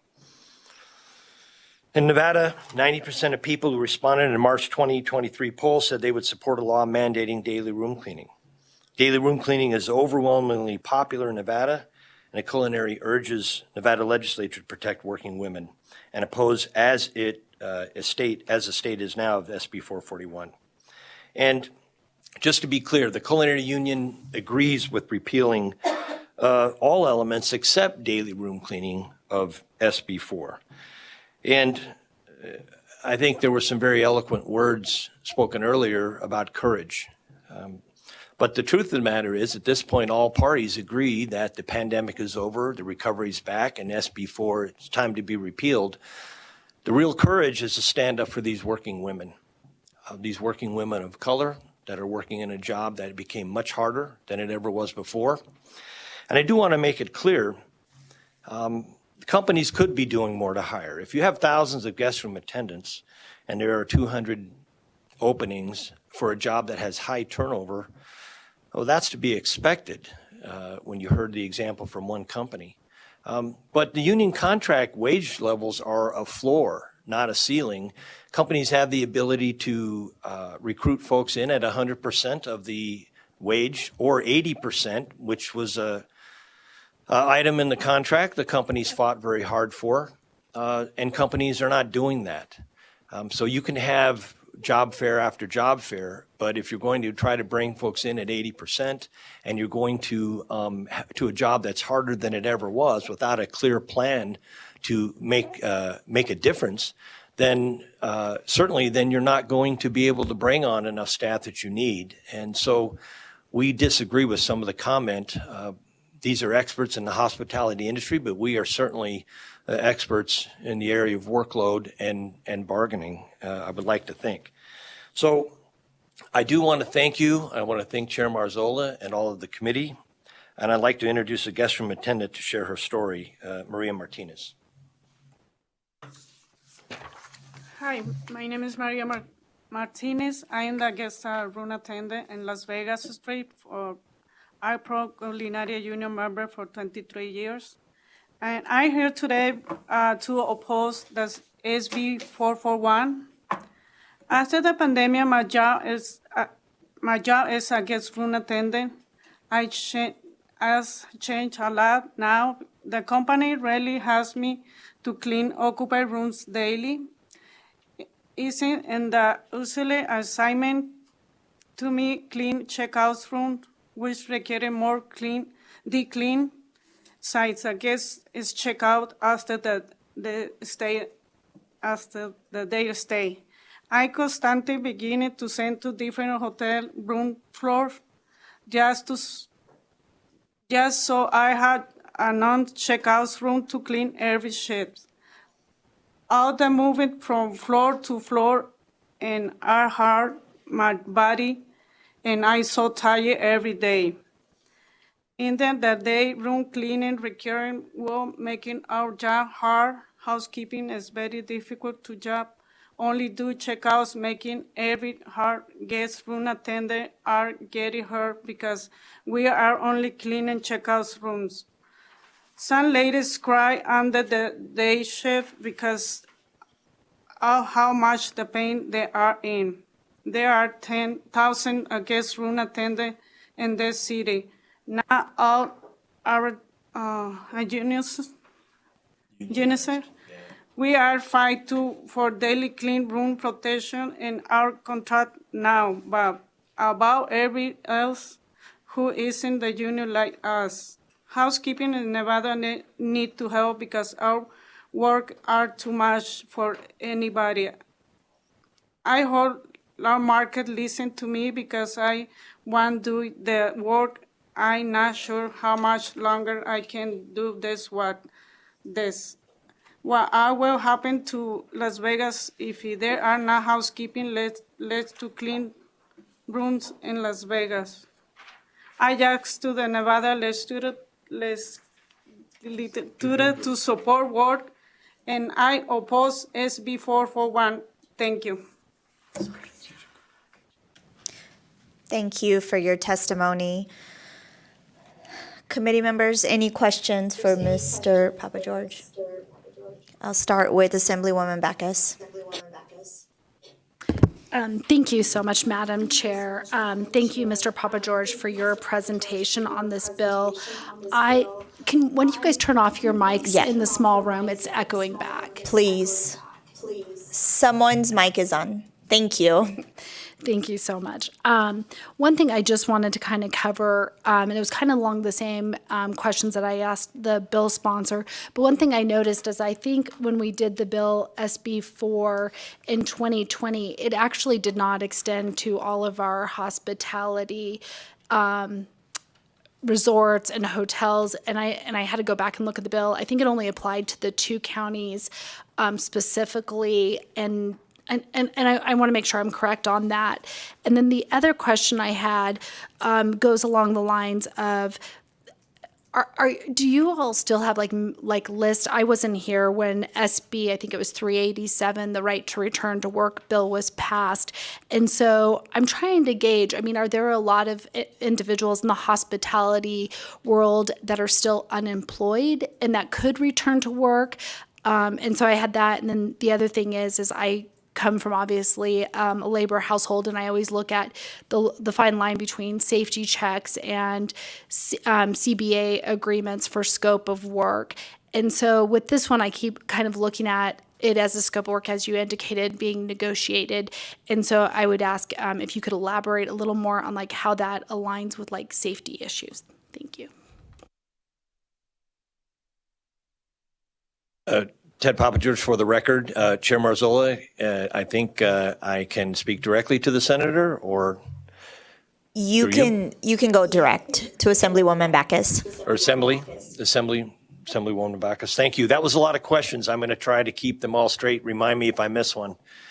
Yes, that was one of the, it was a difficult bill to get through. That was one of the compromises to really just cover urban areas and really just cover the large properties in urban areas, not rurals and not smaller institutions. Can you tell me the second question? Thank you, Madam Chair. I apologize. Normally, I would have asked for follow-up, but I was just reading all of my notes. The other question I had was along staffing was, are you guys sitting in a situation where you have a lot of individuals that you know that are currently unemployed that are available to go back to work in the industry? Because I look at this as, I am so proud of our state. We do have some of the finest places to stay. And it's because of like workers in our community that make it look good, as well as just a standard that we've set. And so I'm hoping we can fill these rooms when we have big events in our town. And so I'm kind of curious if we do have staffing that you know of that would be available, ready to go back to work.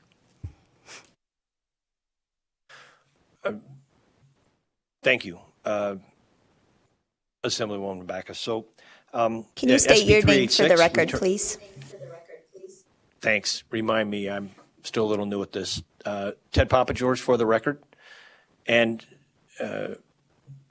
Assemblywoman Backus, there are, SB 386 we called it the Return to Work bill. And we think it was extremely helpful, but there's something else that has happened because of this desire by the entire hospitality industry, and this is really nationally and not just in Las Vegas, but it's happening here too, and we're in Las Vegas, and so we're going to take this head on in Las Vegas and in Reno, is a push to eliminate daily room cleaning. And for the few institutions that are maybe 5-star establishments like Wynn Resorts, et cetera, that's a requirement, but for the rest, it's not. And what's happened is that we had significant negotiations in 2018 about the issue of cleaning checkouts and stayovers. What was the hardest job and the most difficult job to fill prior to the pandemic, was a guest room attendant, has now, because of companies, what we see is the intention to have much less daily room cleaning, and it has made that hard job even harder. And we've seen some companies simply say they're not going to provide it or incentivize guests not to take it.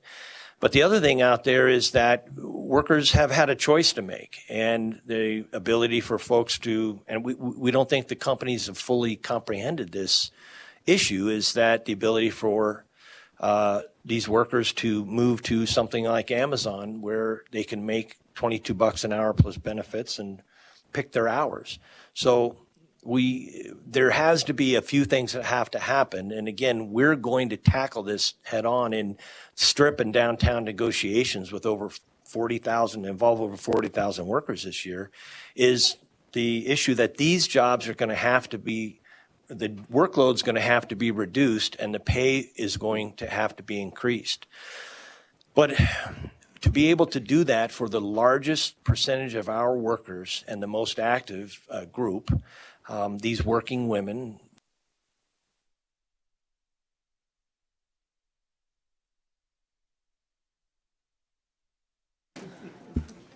they're having issues. We're having some technical issues.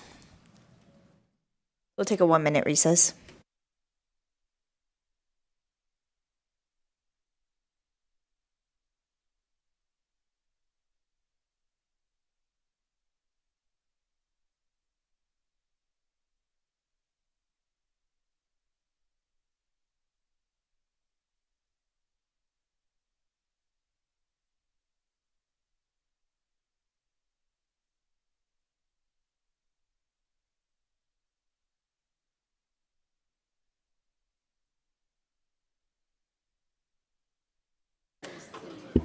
Committee will now come back to order.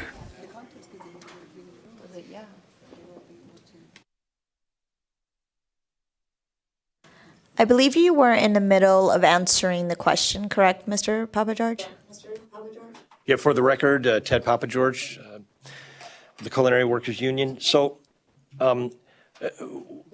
where we're at is that this job, that it was the hardest job before the pandemic, and the hardest job to recruit for, that always had openings, has now been made even harder by less daily room cleaning and more work through checkouts instead of stayovers.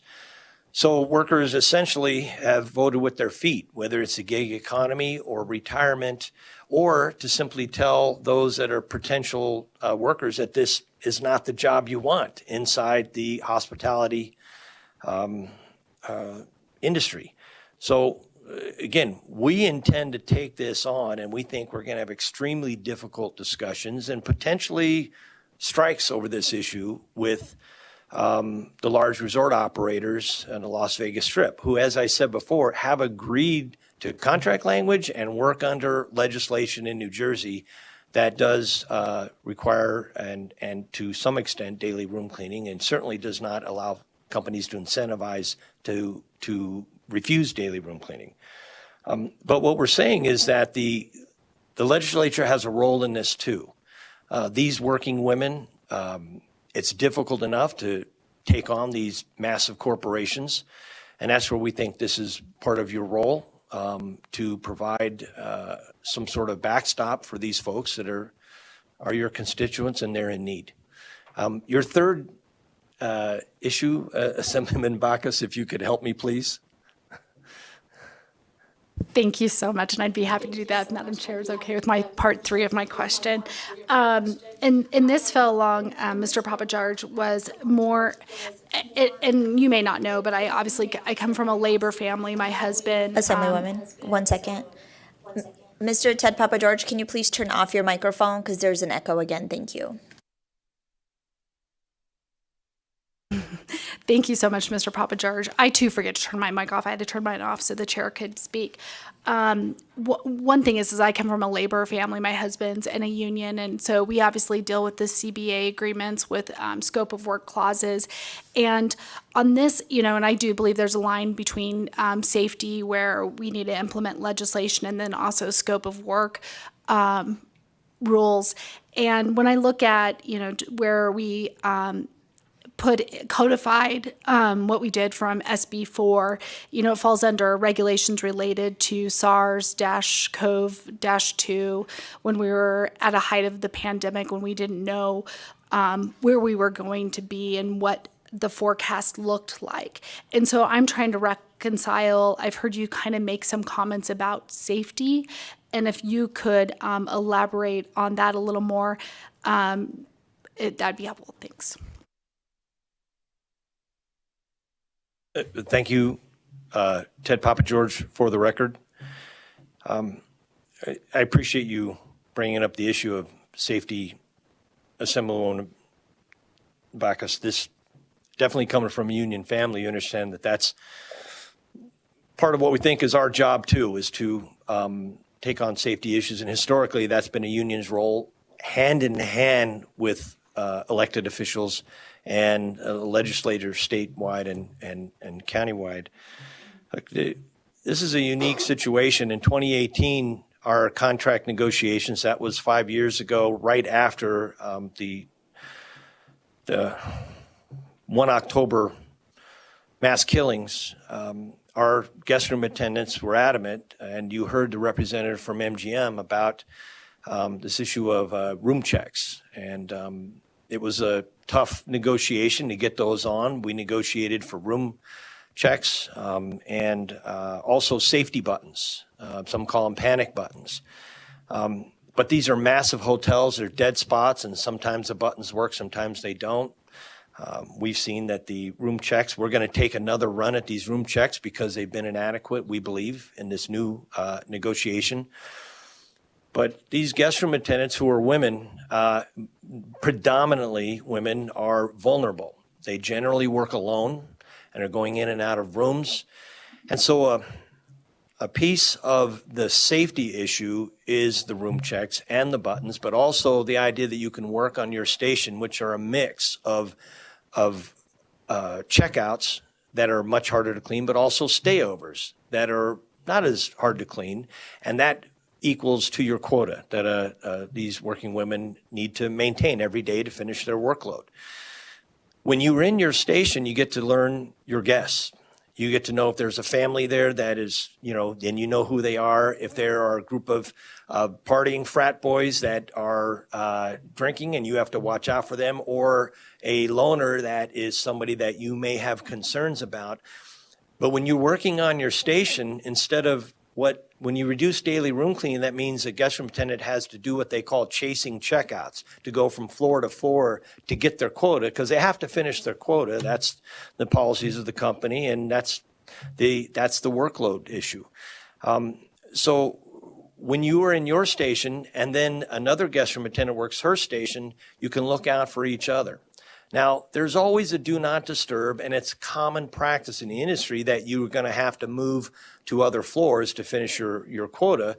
But we've negotiated reductions in credits based on how many floors you have to move, and also other reductions that, again, we're going to be revisiting because we have to deal with this overall workload issue.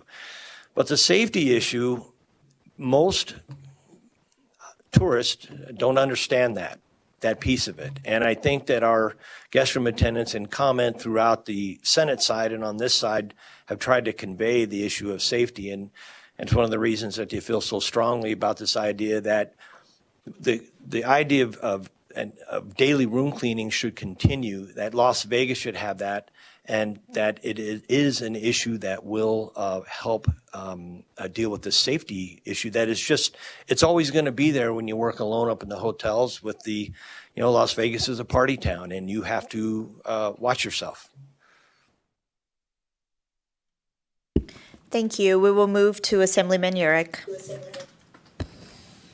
Thank you, Chair, and thank you, Mr. Papageorge, for advocating for your members. I want to give you the opportunity to respond to the question that I asked for the proponents of this bill, and see if you can clarify two things for me. One is, Well, we all conceded this is not a jobs bill. Obviously, one of the loudest arguments, again, that I've been hearing in opposition to this bill is that we're going to suffer an extreme loss of jobs. And I've heard that in your testimony today. The numbers that I have been told suggest, and again, you can correct these are round numbers, but that today we have roughly 15,000 guest room attendants. That if we were to push forward this bill and repeal the provisions that require daily room cleaning, we would lose 10,000 jobs.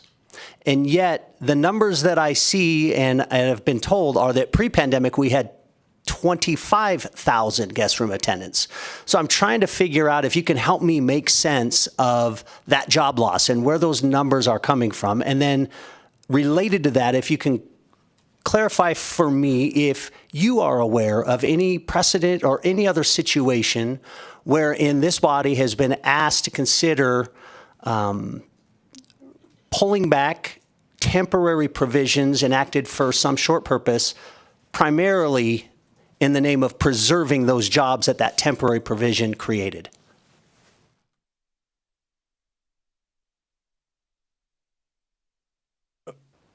Ted Papa George for the record. Well, I think I would disagree with the premise of both of your questions. I think that there is a bit of a misunderstanding, and certainly our folks, when they're up in the legislature, our guest room attendants, the women that were going door to door, may have misspoke. But what we're saying is that the company, we think these jobs have already been lost. Overall, for us as a union, we're about 10,000 jobs down from before the pandemic. Now, that's not just in housekeeping, that's in other areas. But when we look across the board in the union and non-union areas and housekeepers across the board, we think those numbers are accurate, but a majority of them we think have been lost where there is not daily room cleaning happening. And we think that if the legislature doesn't take a strong stand on daily room cleaning, that that we think that there could be more job losses. And we think that's bad for workers, certainly bad for our folks, but it's certainly bad for the industry. As I said before, there was a national scandal about daily room cleaning already, and we think that's a bad look for the industry. But the issue of legislation that was temporary, that created jobs in the first place, that didn't happen. This was the standard. What the legislation did was just codify what was already the standard. SB 4 allowed guests to put a do not disturb on their room, and many did, like many of you talked about, and many of us when we were traveling, if we had to travel during the pandemic. But the pandemic's over, and the recovery's here. So the jobs that were there were significant and important to this economy, but also important, we think, to the well-being of this industry and the brand of Las Vegas. And the idea that folks are paying for full-service rooms and getting self-service is just, we think, is a wrong move. And look, we've heard the industry make promises that that's not where they're trying to go, but then what is there to fear then from this legislation? Because again, the legislation that's currently in place codified what was the policy on the ability for guests to have daily room cleaning or not. It just simply, it did make clear that companies could not incentivize guests to eliminate daily room cleaning. And that's something we think we can take care of at the bargaining table, but only in this situation, in this important issue, we think the legislature has a responsibility to step up. Hopefully that answers your question. Thank you. I will move to Assemblywoman Duran.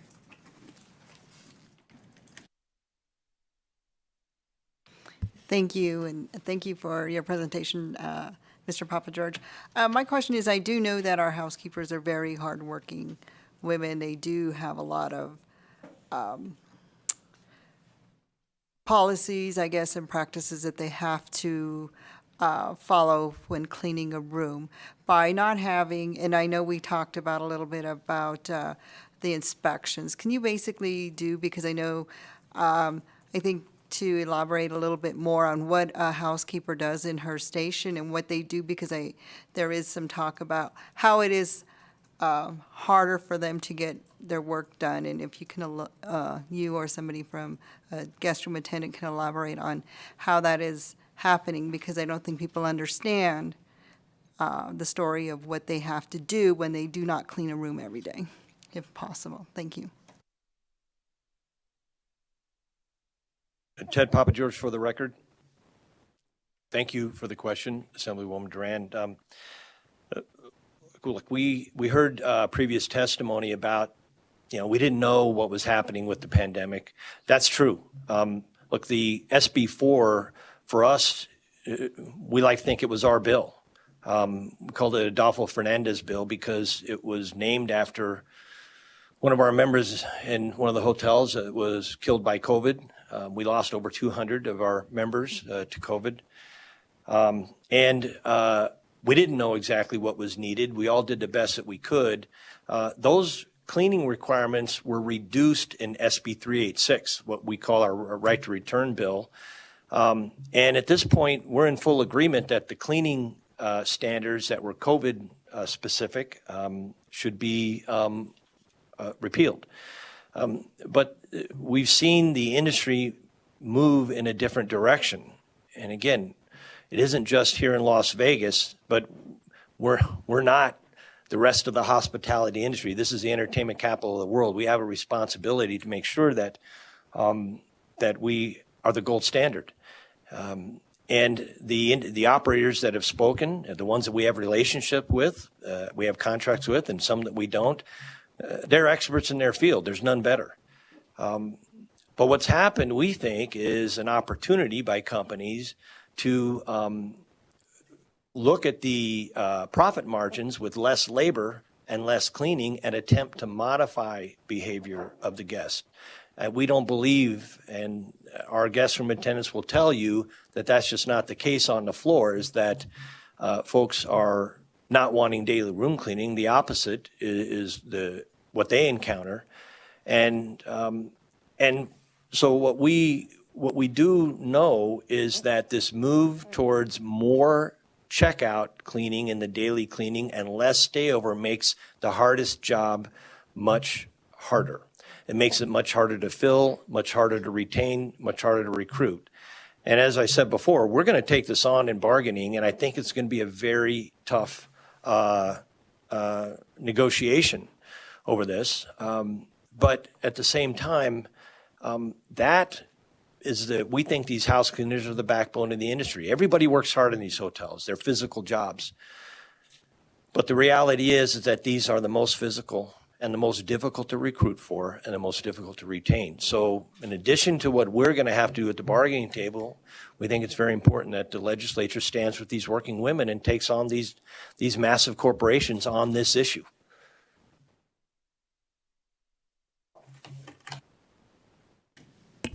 Committee members, any additional questions?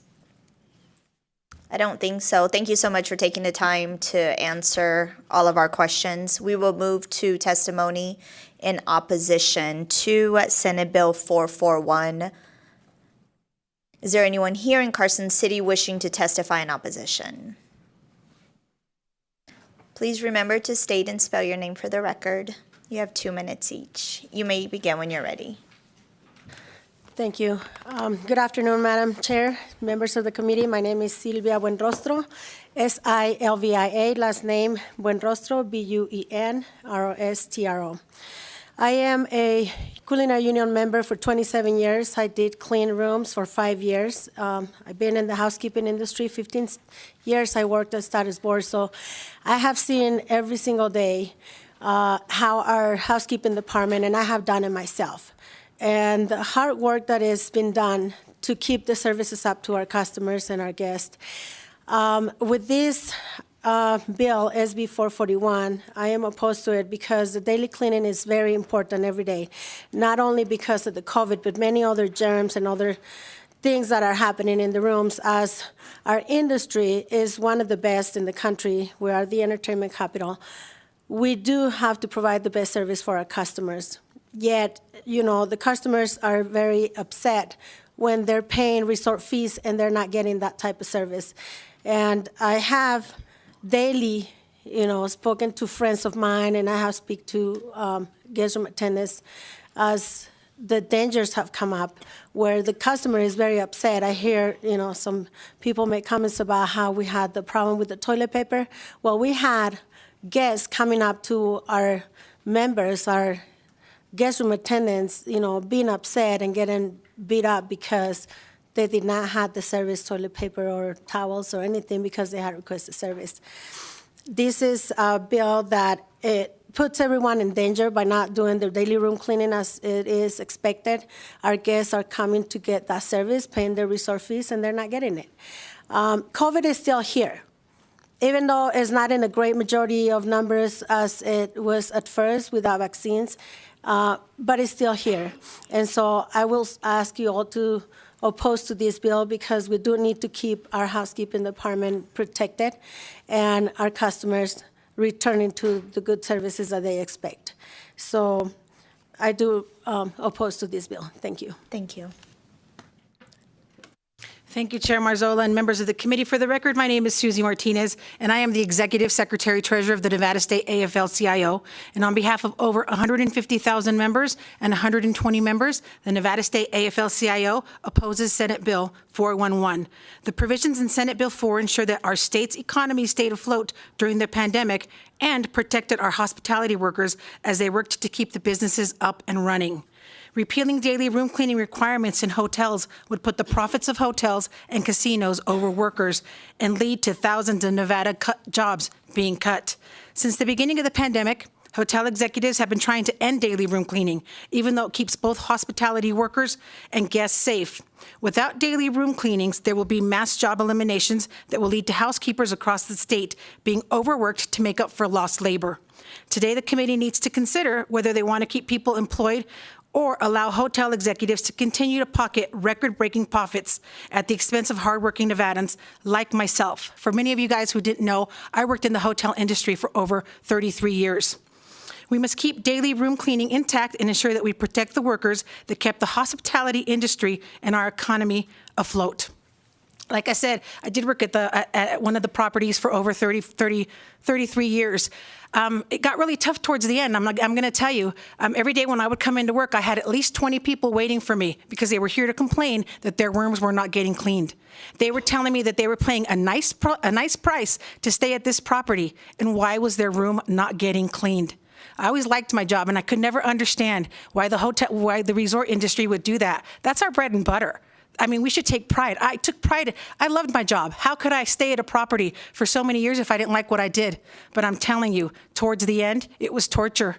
I called my coworkers because they constantly still speak with me to this day, and they continue telling me the practice is still going on. They are overworked, and the rooms are not getting cleaned. So with that being said, I strongly urge the committee to oppose Senate Bill 411. Thank you, Chair.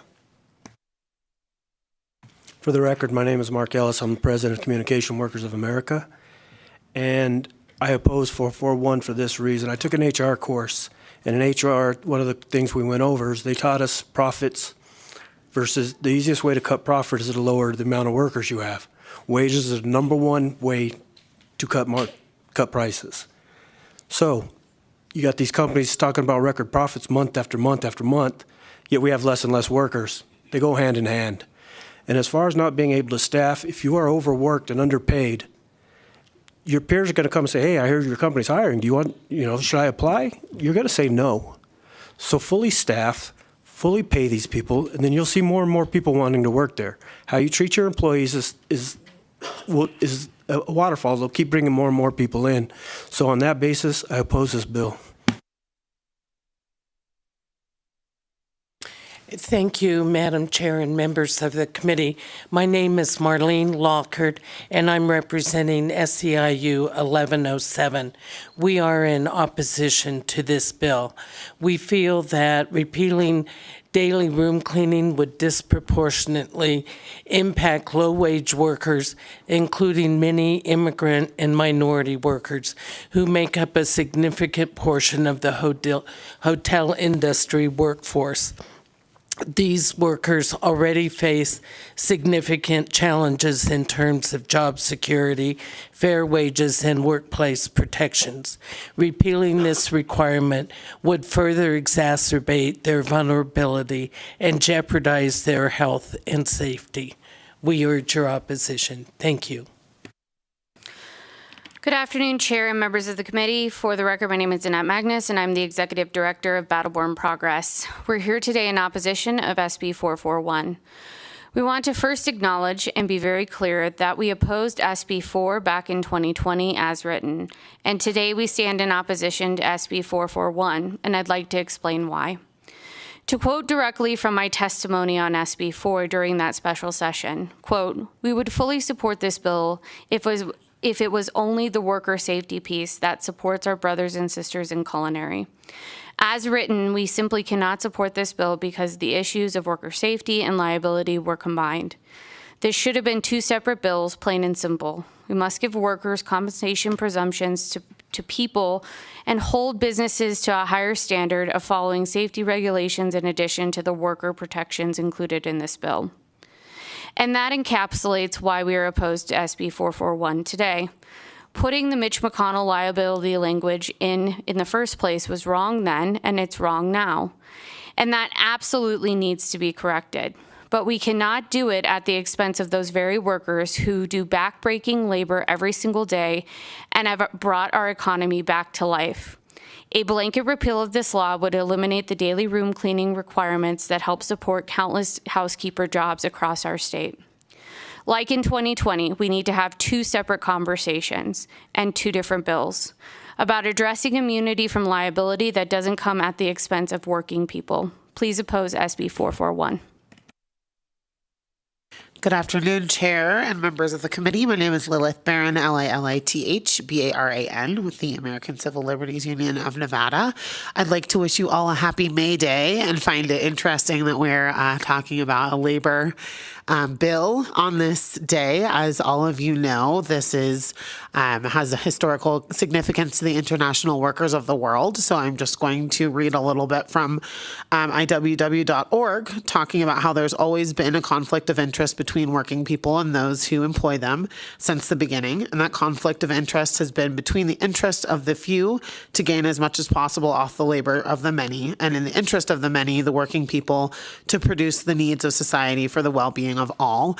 I think that though it is remarkable the way the industries have been able to rebound off of the COVID-19 pandemic, all workers have not yet seen that kind of rebound. It takes much longer for someone who is economically disadvantaged to rebound from a financial crisis, and we need to take that into consideration when we are looking at bills like this. And I know that it is easy for industries, because they have rebounded in such a wonderful way, to say that COVID-19 is over. However, when I walked in the building today, we were given free COVID tests, and I got COVID for the first time 3 weeks ago in this building. So I think that it is very much alive, and we need to keep in mind that this is not over and that some folks are having a harder time recovering than industries as a whole. Thank you. Thank you for your testimony. We have gone 10 minutes here in Carson City, so we will now move to Las Vegas. If you wish to testify in opposition to Senate Bill 441, you may start when you're ready. Please remember to state and spell your name for the record. Hello, my name is Gabriela Austad, GSBRALASTAD. I'm guest room attendant for culinary member for 21 years. I'm here to oppose SB 441 because ending daily room cleaning is bad for everyone. And those are just two reasons I want to share. First, when we clean room daily, we get know our guests, so know who is begin and the doors. That we are open the doors in the room, guest service daily. We don't know what we're gonna find after 3 or 4 days, and that is dangerous. Second, when rooms are not getting daily service, other work pile up and becomes more difficult, which means that need more time to clean dirty rooms. more clean products are being used, and we are not able to finish our daily quota, so we are getting disciplined. Third, when we not clean rooms daily, we don't have good mix or stay over or checkout. Checkout rooms require more heavy duty cleaning. Is not daily room clean. Room after room is deep cleaning. Is that a lot of work? This is big, please. I think that many guest room attendants in this city, including me, won't be able to complete all the rooms assignment every day. And our body are constantly paying from heavy overload that we are. When I get off work, I don't have to spend time with my family. I have my grandchildren, and I don't have time to enjoy because I'm exhausted. I'm going to ask Nevada Legislature to open SB 441 and protect our workers like me. Thank you.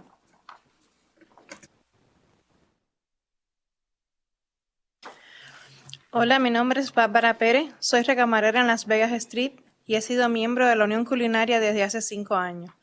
Estoy aquí en oposición a la SB 441. Una de mis compañeras de trabajo, que es recamarera, fue atacada el año pasado por un huésped mientras limpiaba una habitación. Presionó el botón de seguridad, pero la seguridad no vino a ayudarla. Llevaba una faja de alta compresión debajo de su uniforme y gracias a esa prenda el hombre no pudo lograr su objetivo. El hombre salió corriendo cuando se dio cuenta de que no podía avanzar más durante el ataque.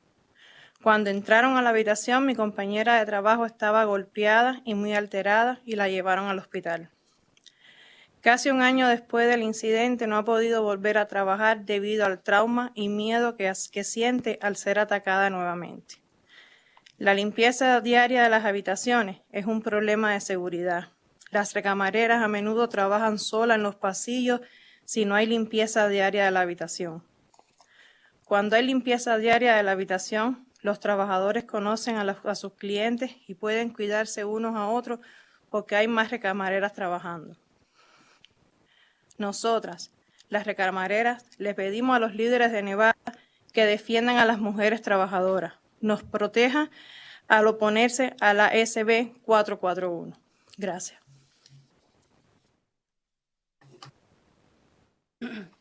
Hello, my name is Melanie Arizmendi. I'm going to translate for Barbara. Hi, my name is Barbara Perez. I'm a guest room attendant on the Las Vegas Strip, and I've been a culinary union member for 5 years. I'm here in opposition of SB 441. One of my coworkers, who was a guest room attendant, was attacked last year by a guest while she was cleaning a room. She pressed the safety button, but security did not come to help her. She was wearing high compression shapewear under her uniform, and thanks to that piece of clothing, the man was unable to achieve his goal. The man ran away when he realized that he couldn't get any further during the attack. When they entered the room, my coworker was beaten and very upset. They took her to the hospital. Almost a year after the incident, she was not able to return to work due to the trauma and fear that she feels of being attacked again. Daily room cleaning is a safety issue. Guest room attendants are often working alone in the hallways if there isn't daily room cleaning. When there is daily room cleaning, workers know their customers and are able to watch for each other because there are more guest room attendants on the clock. We, the guest room attendants, ask the Nevada Legislature to stand up for working women and protect us by opposing SB 441. Thank you. Thank you for the testimony. Is there anyone else in Las Vegas wishing to testify in opposition to Senate Bill 441? You may begin when you're ready. Hi, my name is Janet Acosta. I'm a house person at Las Vegas Strip, and I also member for the union. Daily room cleaning is very essential to me as someone who's working as a guest room attendant. Cleaning rooms daily helps guest room attendants and our co-workers because it doesn't increase the workload, and we can keep our assignments and areas cleaning and organizing. Daily room cleaning means the trash and linen don't pile up. So keeping up with my work is more management. Daily room cleaning also allows guest room attendants to know their customers, which is safety for us. Daily room cleaning requirements who help guest room attendant and house person with the workload and reduce workplace accidents. Our bodies are paying for the heavy linen and towels, the wet towels. It's important to keep daily room cleaning because it's allows us to give our guests the service they deserve and pay for, so they can return to Las Vegas again. And as a result, we can keep our jobs and it make the job more appeal to others who wants to work in the hospitality industry. And I asked Nevada Legislature to think about workers consider this bill. And please oppose SB 441. Thank you.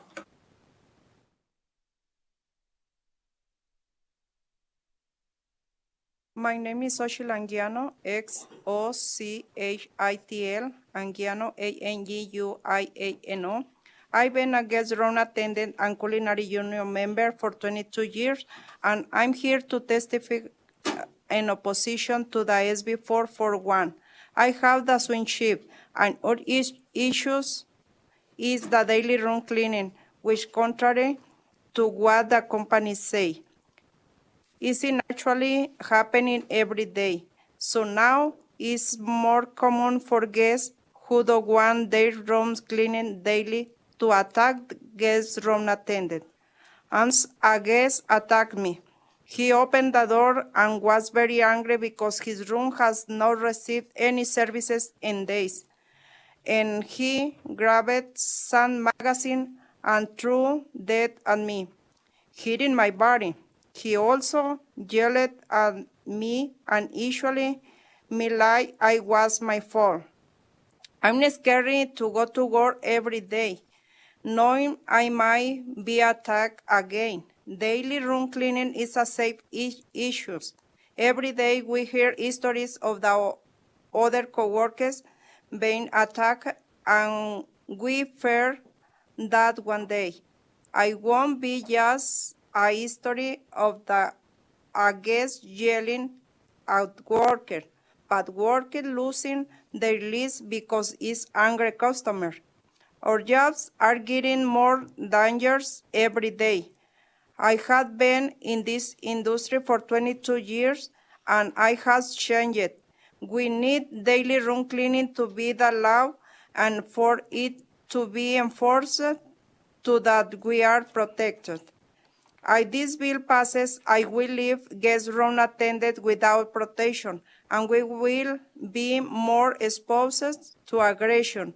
Guests are paying a lot for their rooms, and it's not fair that they are not getting the service they paying for. I ask the Nevada leader to protect the guest room attendant and oppose the SB 441, which will end the daily room cleaning requirements. Thank you so much. Thank you so much for your testimony. We have time for one more testimony in opposition, and we have to go to the phones. So you may begin when you're ready. Hello, my name is Rwanda, and I have worked in the casino industry for about 10 years. I'm here to oppose SB 441.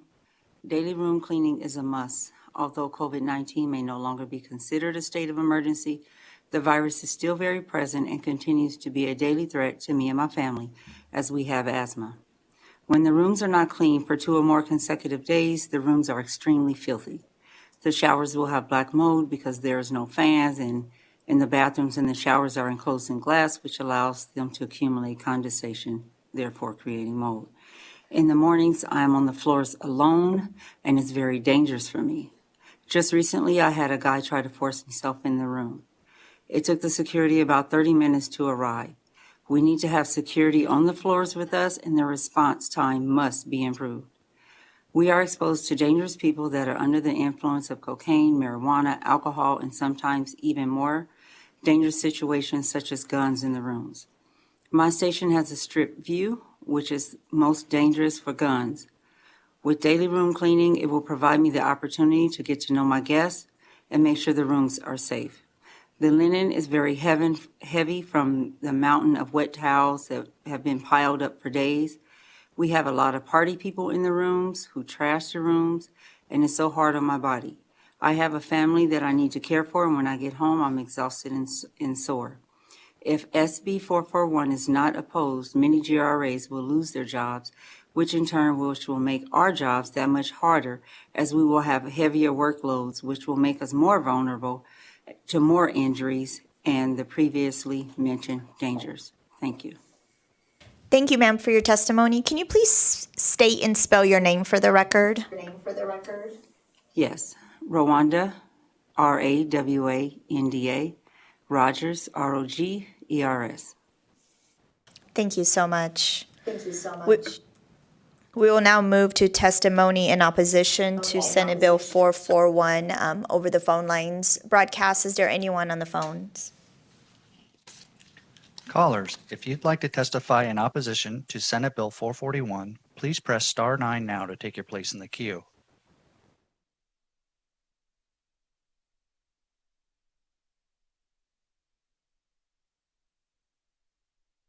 Good afternoon, Chair Marzola, members of the committee. For the record, my name is Russ James, Russjames, with the Nevada AFL-CIO and a longtime member of the Painters and Allied Trades. We are here in strong opposition of SB 441, urge the committee also to oppose SB 441. Please choose people over profits. Thank you.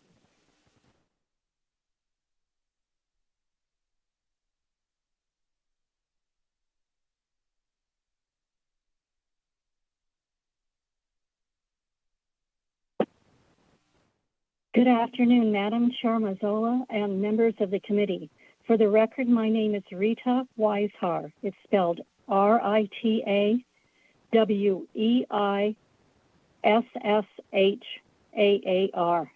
I'm with the Nevada Alliance for Retired Americans, and I am in strong opposition of SB 441 and urge the committee to oppose it also. Thank you.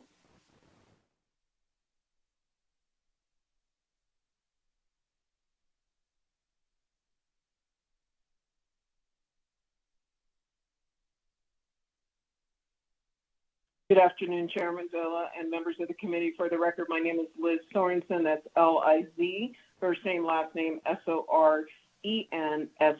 I'm in strong opposition of SB 441.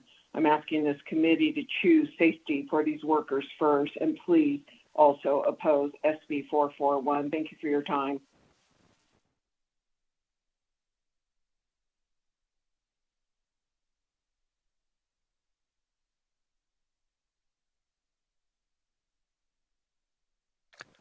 Caller with the last 3 digits, 348, please press star 6 to unmute.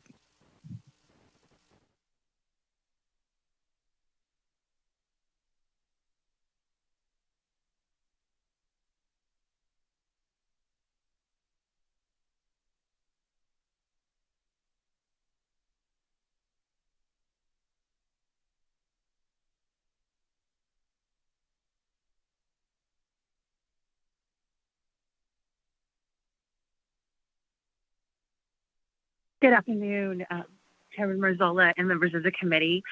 For the record, my name is Renee Ruiz. My first name is spelled R-E-N-E-E, and my last name is spelled R-U-I-Z. I am the legislative advocate for National Nurses United, National Nurses Organizing Committee of Nevada. And I would like to bring to the attention of folks or place back in folks' memory that while COVID-19 it was scary and it is still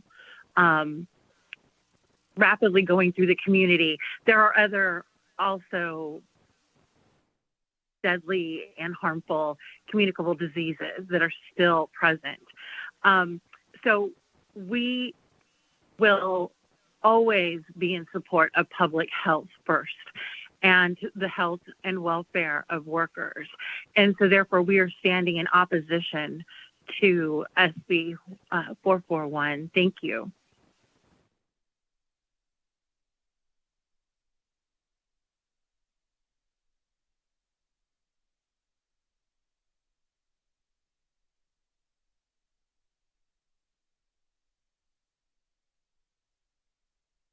Good afternoon, Chairman Zola and members of the committee. For the record, my name is Mike Charlton, spelled MikeCharlton, and I am with the Henderson Professional Firefighters. I am in strong opposition of SB 441 and urge the committee to oppose SB 441. Thank you for your time.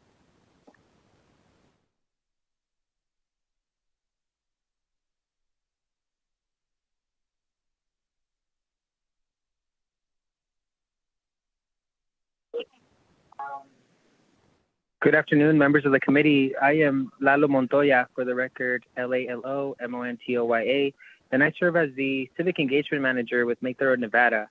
We are in strong opposition to SB 441 as it intends to repeal the daily room cleaning regulations. The repealing of these regulations would impact primarily women of color and continue the devastating impact of COVID-19 into our community. We also oppose SB 441 because we need to stand with working families.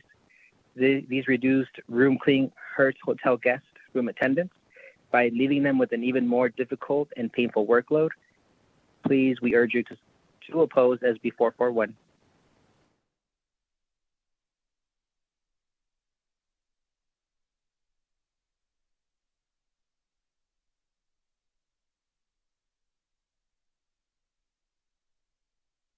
Caller with the last three digits 089, please press star 6 to unmute yourself.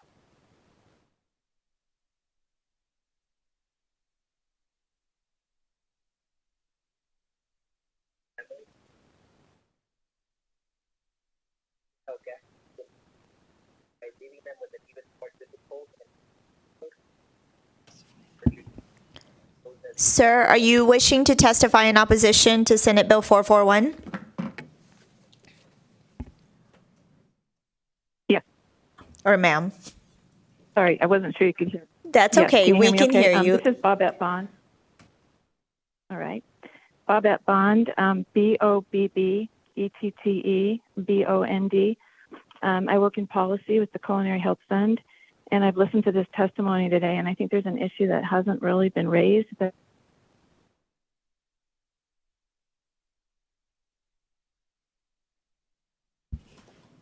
Are you still there, ma'am?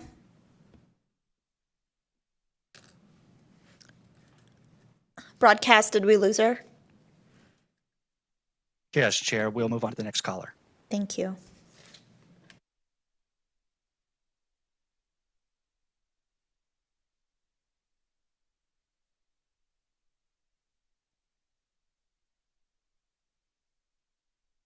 Caller with the last three. Afternoon. Please proceed. Good afternoon, Chair Marzola and members of the committee. For the record, my name is Michael Giddings, MichaelGittings, and I am the president of United Food and Commercial Workers Local 711, which represents over 7,000 workers in the state of Nevada. And I strongly urge the committee to oppose SB 441. This bill is an example of employers trying to take advantage of essential workers who carried businesses through the pandemic just to make a profit. I also believe this bill is short-sighted in that people have come to expect a certain level of service when they come to Las Vegas. Now that the city is bouncing back, why would we want to treat visitors worse than we did pre-pandemic? Thank you.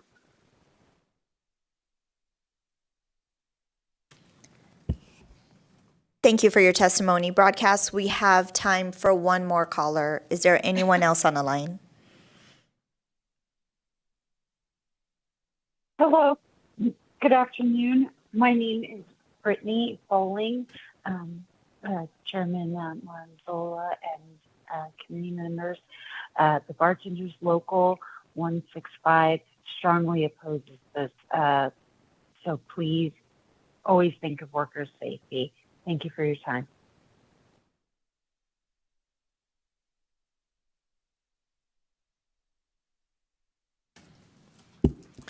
Thank you for your testimony. We will now move to testimony in neutral to Senate Bill 441. Is there anyone here in Carson City wishing to testify in neutral? I don't see anyone walking up. Is there anyone in Las Vegas wishing to testify in neutral to Senate Bill 441? Broadcast, is there anyone on the line wishing to testify in neutral position? If you'd like to testify in neutral for Senate Bill 441, please press star 9 now to take your place in the queue.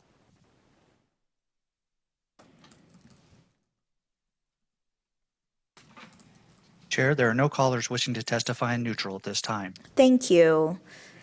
Senator? No? Okay. You're very welcome. I will now close the hearing on Senate Bill 441. I will now open up for public comment. Please address your remarks to issues that fall within the jurisdiction of this committee. Public comment is limited to 2 minutes per person. Please remember to state and spell your name for the record. Is there anyone here in Carson City wishing to give public comment? I don't see anyone. Is there anyone in Las Vegas wishing to give public comment? Broadcast, is there anyone on the line? Callers, if you'd like to provide public comment, please press star 9 now to take your place in the queue.